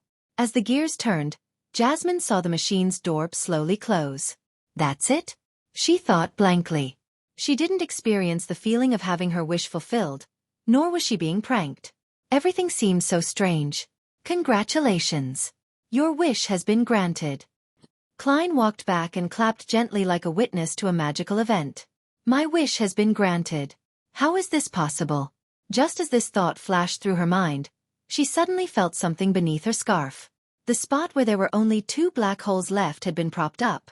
Jasmine slowly raised her hand and touched her face, clearly sensing the presence of her nose. And the quality of her breathing proved this point. She suddenly turned around, her back facing Merlin Hermes. She walked to a shop by the side of the street and cast her gaze at the glass window. Then, she removed the scarf covering her face. Eyes that weren't big, a nose that wasn't too well defined, and her lips that weren't too full. The freckled face of a girl was reflected on the window. Jasmine subconsciously raised her hand and covered her mouth. Her eyes glistened. After a few seconds, she raised her arm and wiped her face with her sleeve. She turned to look at Merlin Hermes and said, Are you a god? I'm just a magician who likes to create miracles. Klein smiled as he pointed at the machine beside him. The thing you should thank the most is that, the fully automatic wishing machine. Fully automatic. Jasmine's emotions stirred as she subconsciously repeated. Klein nodded and said, Yes, a fully automatic wishing machine that can operate without any external help. You can understand it as a gas meter. As long as you throw in a coin, you can get a wish granted like how you obtain gas. The specific steps are very simple. Throw 1 penny in and make your wish before turning the wrench. Remember, only 3 wishes can be fulfilled. While explaining, Klein inwardly mocked himself. If I were to unfortunately die one day and become a sealed artifact, I hope it's something similar to the fully automatic wishing machine. After leaving the capital of Mid-Sea Shear, Constant City, Klein changed the method of granting other people's wishes to prevent himself from being too bored. One had to learn to seek joy in mundane work. How miraculous! Jasmine couldn't find the words to describe how she felt inside. Her exhilarated emotions calmed down a little. Will this fully automatic wishing machine stay here forever? Jasmine asked hesitantly. Klein smiled and said no. It could stay here for 3 days, or maybe not that long. Perhaps it would disappear when the sun rises. But it won't disappear forever. Perhaps one day, you will see it at the corner of the street again. Jasmine's mind was in a mess and she was unable to sort out her thoughts. All she could do was bow to the machine and say seriously, Thank you, Mr. Fully Automatic Wishing Machine. Then she bowed at Klein. Thank you, Mr. Hermes. As soon as she said that, Jasmine recalled the words Merlin Hermes had just said. Filled with anticipation, surprise, and embarrassment, she asked, 3 wishes can be granted? Yes, but it won't be free in the future. You will need to pay a penny, Klein replied, unfazed by the question.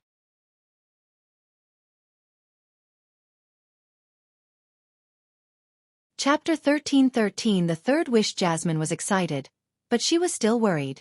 What kind of price has to be paid? From her point of view, a prior free attempt didn't mean that the subsequent wishes were without a price. Klein adjusted his tall hat and smiled. The penny you paid is the price. The corresponding change that you have to bear after achieving your wish is also the price. Jasmine nodded without completely understanding him. Without any hesitation, she reached into her pocket and attempted to take out a few copper pennies for her wish. However, her pocket was empty except for a handkerchief. Having stayed home all this while, she hadn't had any contact with money. She had relied on walking to go from home to the municipal square instead of taking a trackless public carriage. Can I go home first? Jasmine asked, both vexed and embarrassed. Of course, this is your freedom, but I can't guarantee that the fully automatic wishing machine will always be waiting for you here, Klein said with the tone of a magician. Sometimes it's very willful. Jasmine tersely answered, thanked him, and turned around, jogging in the opposite direction of the municipal square. The more she ran, the more relaxed her body became. She found herself in her formerly healthy state before she was burnt, transforming back into a teenage girl in her prime. To her, this was a scene that would only appear in a dream. Of course, as an ordinary person, she gradually felt exhausted after running for a while. She had no choice but to slow down and begin walking slowly. The cool night breeze blew, revealing resplendent stars peeking through the clouds high up in the sky. The trees by the side of the street swayed gently and scattered the swaying shadows on the ground. All of this was so quiet and beautiful. Jasmine only felt her body and mind relax, and all her worries disappeared. This was the first time she was in such a good mood ever since she was injured. Unknowingly, a smile appeared on her face. After walking for about 5 minutes, she suddenly heard someone shout her name. Hey, Jasmine? Jasmine turned her head and saw a familiar face. It was her former neighbor, Mrs. Hamill. Good evening, Mrs. Hamill. I haven't seen you in a long time. Are you going to the carnival? Jasmine, who wasn't wearing a scarf, said with a heartfelt smile. Mrs. Hamill was a woman with a head of white hair. She carefully sized up Jasmine and said, I haven't seen you since you moved away. I heard that you were injured in the previous blast? Yes, but I've recovered. Jasmine nodded heavily. She then asked, how is Jolie now? Jolie was Mrs. Hamill's eldest daughter, and was her former playmate. Mrs. Hamill's expression instantly wore a shade of gloom. The Phasacians did unspeakable things to her, and she ended up dying. Jasmine was taken aback, thinking back to her experience while feeling sad. A Phasacian soldier had rushed into her house in an attempt to do unspeakable things to her, but he only gave her a kick and left when he saw her disfigured face. Poor Jolie. Jasmine sincerely tapped her chest 4 times in a clockwise fashion, outlining the stars. It was only after she heard what had happened to her friend that she realized that she might have been relatively lucky. After bidding farewell to Mrs. Hamill, Jasmine walked back to her apartment. When she got home, she felt much better and her mood was back to normal. She started to look forward to the expression her parents would have when they saw her appearance restored. They probably wouldn't keep the pain deep in their hearts and pretend that nothing has happened. They would definitely cry with joy and hug me. Jasmine took the key that was hanging around her neck like a necklace, and as she thought about it, she opened the door. The room was dark. None of the candles or the gas wall lamps were lit. On the bed outside, light and heavy snoring could be heard from her parents, forming a contrast with the bustling municipal square. They're asleep. Yes, they've been working hard. Jasmine gently closed the door and walked to her parents' bed. With the crimson moonlight shining in through the window, she cast her gaze over. Daddy has a lot of white hair, and his wrinkles have deepened. Mommy keeps frowning when she sleeps. Her face is flaking. It's dry and coarse. Only then did Jasmine realize that she hadn't seriously looked at her parents' faces for a long time. She didn't know that they had aged so much. Before the war, her father was an accountant with a pretty good income. They could afford to rent a terrace house and allow his wife to not work so as to focus on taking care of the family. But now, he could only work at textile factories and do all kinds of strenuous labor. Jasmine's mother had no choice but to leave her family and become a textile worker. Daddy's health is getting worse and worse. He's always coughing, but he has passed the recent civil servant unified examination. When the interview results are announced, he will have a decent job. Mommy keeps complaining that her arm is getting worse. Jasmine looked at her parents intently and didn't wake them up. She had already thought of her second wish.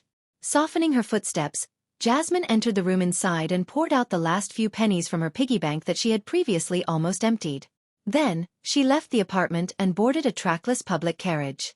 She was afraid that the fully automatic wishing machine would be gone if she delayed any further. At that moment, there were a lot of passengers on the public carriage. Most of them were heading to participate in the carnival.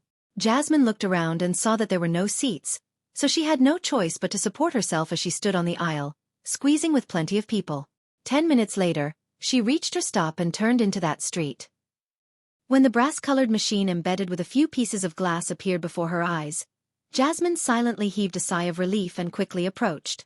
During this process, she surveyed her surroundings and didn't find the magician by the name of Merlin Hermes. It really is fully automatic. There's no need for him to be by my side? Jasmine muttered in puzzlement. She didn't waste any time. She took out a penny and placed it inside the fully automatic wishing machine. I wish for my parents to be healthy again. I hope that my family will become rich. Jasmine softly voiced her wish. She closed her eyes and waited for the miracle to happen. In the next second, she heard the clanging sound as though a coin had rolled out from the fully automatic wishing machine. Jasmine opened her eyes in shock and looked ahead, only to see that the penny she had just put into the machine had landed on a small tray around the coin slot. This wish can't be fulfilled? A wish can't contain too much content? My wish was actually 2 wishes. With the experience of being cured of her burns, Jasmine didn't suspect that there was something wrong with the fully automatic wishing machine. She thought seriously and stuffed the penny into the coin slot. Then, she lowered her head and made a wish softly. I hope my parents are healthy again. This time, she heard a soft knock sound out from the fully automatic wishing machine. Tack! Seeing that the copper coin remained inside the machine, Jasmine knew that her wish had been fulfilled. She couldn't wait to go home and check on her parents' situation. Suppressing her excitement, she inserted another penny. She had originally planned on making her family wealthy, but remembering that her father was basically going to become a civil servant in Limon City, and that her family income was guaranteed, she couldn't help but have other thoughts about it. When she was 10 years old, she already knew that she wasn't good-looking. It wasn't that people around her would despise her and say that she wasn't good-looking, but amongst her playmates, there were 2 rather beautiful girls. This allowed them to be accorded with greater treatment and experience the kindness of the world. Such a comparison only served to make Jasmine inevitably dream of becoming prettier as she grew older. But reality proved that dreams could only be dreams. However, this time, her dream could turn into reality, because she had a miraculous fully automatic wishing machine in front of her. If I can make myself beautiful, I can find a good husband, and I can improve my family situation. Jasmine seemed to have heard the devil whispering in her ear. She closed her eyes uncontrollably and made a wish. I wish to become extremely, extremely, extremely beautiful. She used extremely thrice to accentuate the beauty she wanted. Just as she finished speaking, the door to the fully automatic wishing machine opened once again. A silver-white mask was pushed out and covered her face. Jasmine quickly opened her eyes and happened to see the mask disappear. At the same time, she felt something connect to her. She turned around in anticipation and once again walked to the shop by the side of the street. Using the light from the gas lamps and the glass on the window, she saw her current appearance. For a moment, Jasmine couldn't describe the exact changes in her facial features and outline. All she knew was that at this moment even she was mesmerized by her beauty. Her nose had become sharper and her lips had become fuller. Her eyes became bigger and limpid. Her skin was as tender as milk pudding. She only had slight similarities to her previous self. Is this a miracle? Jasmine couldn't help but let out a heartfelt sigh of amazement. She looked at herself, intoxicated. It took her great effort to finally retract her gaze before bowing at the fully automatic wishing machine. Following that, she walked towards the public carriage stop. On the way, eyes kept turning to look at her. Bang! A man, who was too focused on her, slammed into a gas lamp post. Jasmine pursed her lips into a smile. Without a word, she boarded the trackless public carriage. There were still many people on board, and all the seats were taken. Just as Jasmine was trying her best to find a spot, several men lifted their buttocks and straightened their bodies. They looked at her and smiled. "Miss, you can sit here." Jasmine was momentarily stunned. She hadn't expected to receive so much kindness. She didn't decline and sat down. She smiled at the man who had given up his seat. "Thank you." The man's expression became extremely animated as he said humbly, "This is what a gentleman should do." Jasmine still retained the habits from when she was previously cooped up at home, so she didn't say anything else. She quietly sat there until she reached the stop near her apartment. Then, she got off the carriage. After a few steps, she suddenly felt that someone was looking at her. She quickly turned her head to look. It was a drunkard. He was staring at Jasmine with an indescribably disgusting look. Jasmine jumped in fright and briskly walked to her apartment. However, The men she met along the way revealed similar looks, as though they could turn into beasts at any moment. At that moment, Jasmine felt as though she was walking in the wilderness.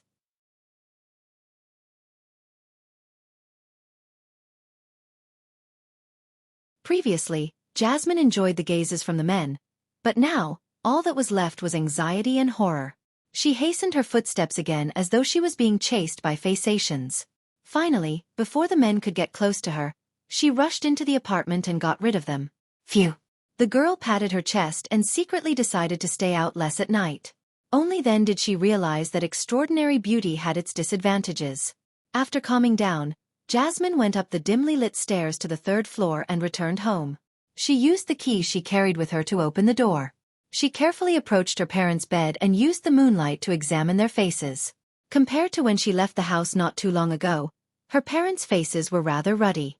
Their white hair and wrinkles had lessened significantly, and their snoring was almost non-existent. Their health has really been restored. Jasmine couldn't help but smile, clearly relieved. Sensing the commotion, her mother's eyelids twitched as she slowly opened her eyes. Jasmine held her breath and restrained her smile, preparing to give her mother a surprise. Her mother sat up and looked over, her expression suddenly becoming extremely terrified. "Who are you?" asked the woman with a shrill voice as she shoved her husband forcefully. "Who am I?" Jasmine was stunned by the question and didn't know how to answer the simple question. At that moment, her father woke up as well. He looked at the beautiful girl in front of him with suspicion and vigilance. "Get out! Otherwise, I'll call the police." Jasmine's mother left the bed and picked up a candle stand beside her, using it as a weapon. "We don't welcome burglars." Jasmine's father rather politely issued an order for Jasmine to leave. He knew that he had to do his best not to pressure the burglar. Otherwise, it easily led to extreme responses from the other party. If not for his wife and daughter, he wasn't too afraid of fighting the burglar. But now, his entire family was at stake. Jasmine finally snapped out of her daze and hurriedly said, "Daddy, Mommy, I am." Before she could finish her sentence, her mother started to shove her repeatedly as she was pushed out of the room by her father. No one cared about what she said.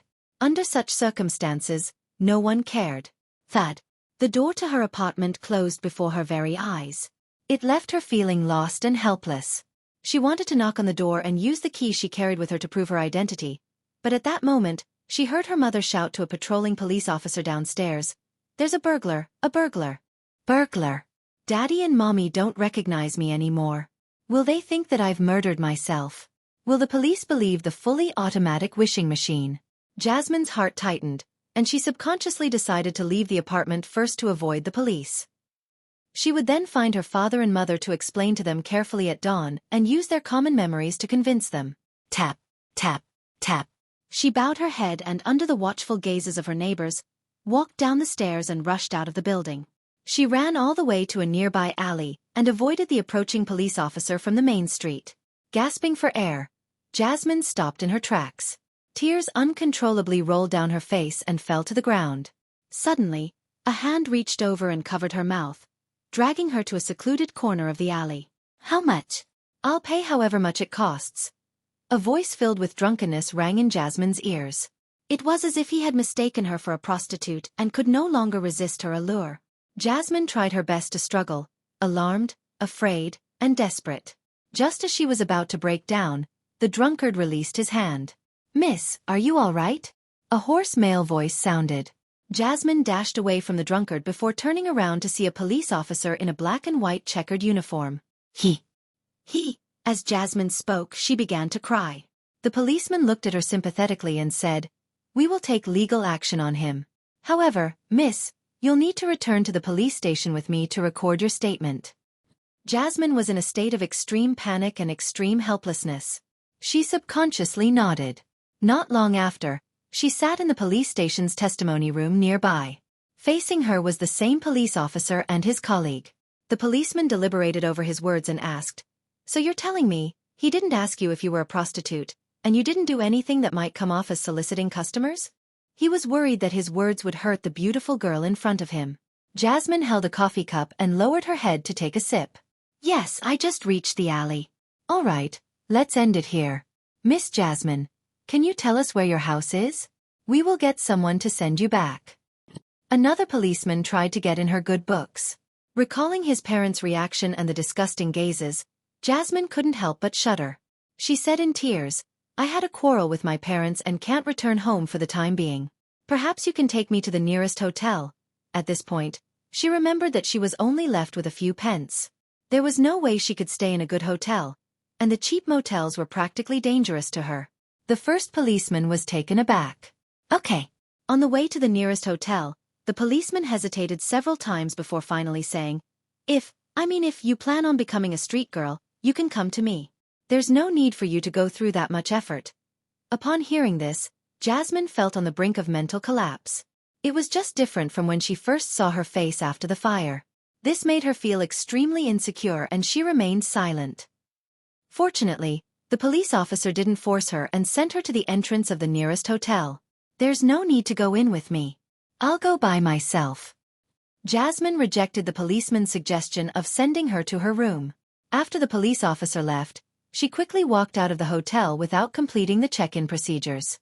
She wanted to go to the municipal square, to the place where the fully automatic wishing machine was to cancel her previous wish. Such beauty was terrifying. After taking a few steps, Jasmine removed the scarf around her shoulders and wrapped it around her face in layers, just like how she left her home that very night. Back then, there were still burn scars on her face. Her missing nose and damaged lips made her look like a devil. When she arrived at the municipal square on a trackless carriage, she entered the street once again and saw the brass fully automatic wishing machine. Jasmine's heart immediately calmed down. She quickened her pace and arrived in front of the machine. Then, she was at a loss. She didn't know how to cancel her last wish.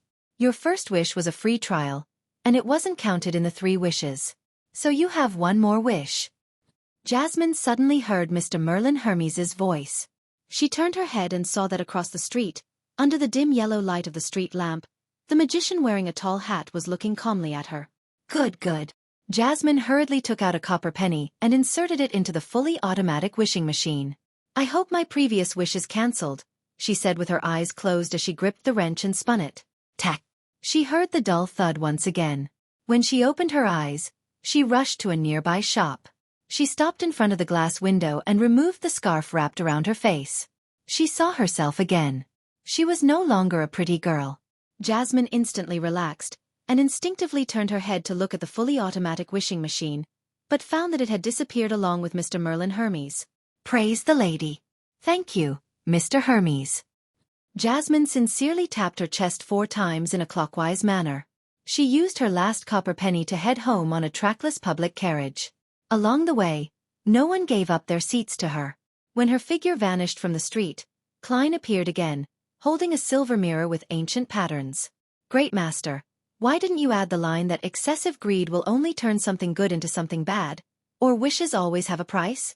This will make the whole matter seem even more philosophical. It will be elevated into a fable." On the surface of the mirror, silver words appeared.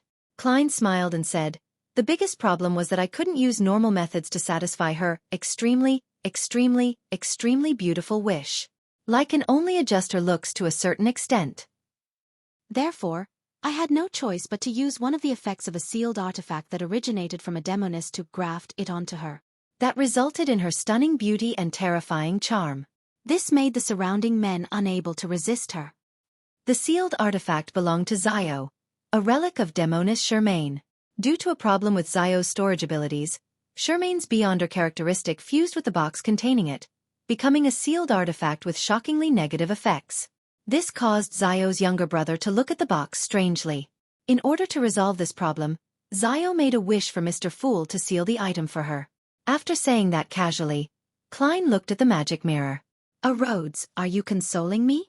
"No, the main problem was that she's too greedy. If she only wanted to become beautiful and didn't add so many extremelies to the wish, then the result would have been pretty good." On the surface of the mirror, silver words quickly appeared. "Indeed. That will be within the extent that can be achieved by Lai." Klein nodded and said to Rhodes, "Lai's adjustments can indeed be permanent, but it's a structure that is ultimately different from the original muscles, skin, and bone structure. After more than a decade, when she's gradually showing signs of age, the adjustments and the differences will slowly magnify, making her face appear rather strange and stiff. that can only be fixed periodically by becoming a faceless. Having said that, Klein smiled and shook his head. A lie is ultimately a lie. Then he walked towards the other end of the street and continued. Besides, even if she really becomes beautiful, it's still uncertain whether she will lead a better life in the future. It's true that beauty allows her to obtain a lot of resources and allow her to marry a prince. However, her personal upbringing, character, and knowledge are unlikely to support such a lifestyle. Yes, I can't rule out the possibility that she's good at studying, being capable of using all kinds of experience to fully enrich herself, and ultimately direct herself to possibly having a good life. However, that's a whole other story. Heh. Miracles are only for a moment, but fate is often a long-lasting event. In the conversation with Rhodes, Klein gradually vanished from the end of the street. His understanding of Miracle Invoker had deepened again. After returning to her family apartment, Jasmine didn't attempt to open the door. She used a lot of courage to knock on the door. The door opened and her mother appeared in front of her. "Oh, you're finally back." Her mother first heaved a sigh of relief, then asked in an abnormally horrified manner, "Why your face?" Jasmine forced a smile and said, "I've been cured, by a Mr. who's good at creating miracles. Mr. Fully Automatic Wishing Machine." Just as her parents suspected that their daughter had been influenced by demons, a few policemen in black and white checkered uniforms walked up the stairs and came over. Leading the policeman was a lady. She had light blue eyes and a smile that quietened others. "Miss Jasmine, we have some questions for you," the lady said politely. "You're tuning in to the Xueqi's Martial Arts Saga YouTube channel. Don't forget to subscribe and join us on this journey to catch the most captivating stories.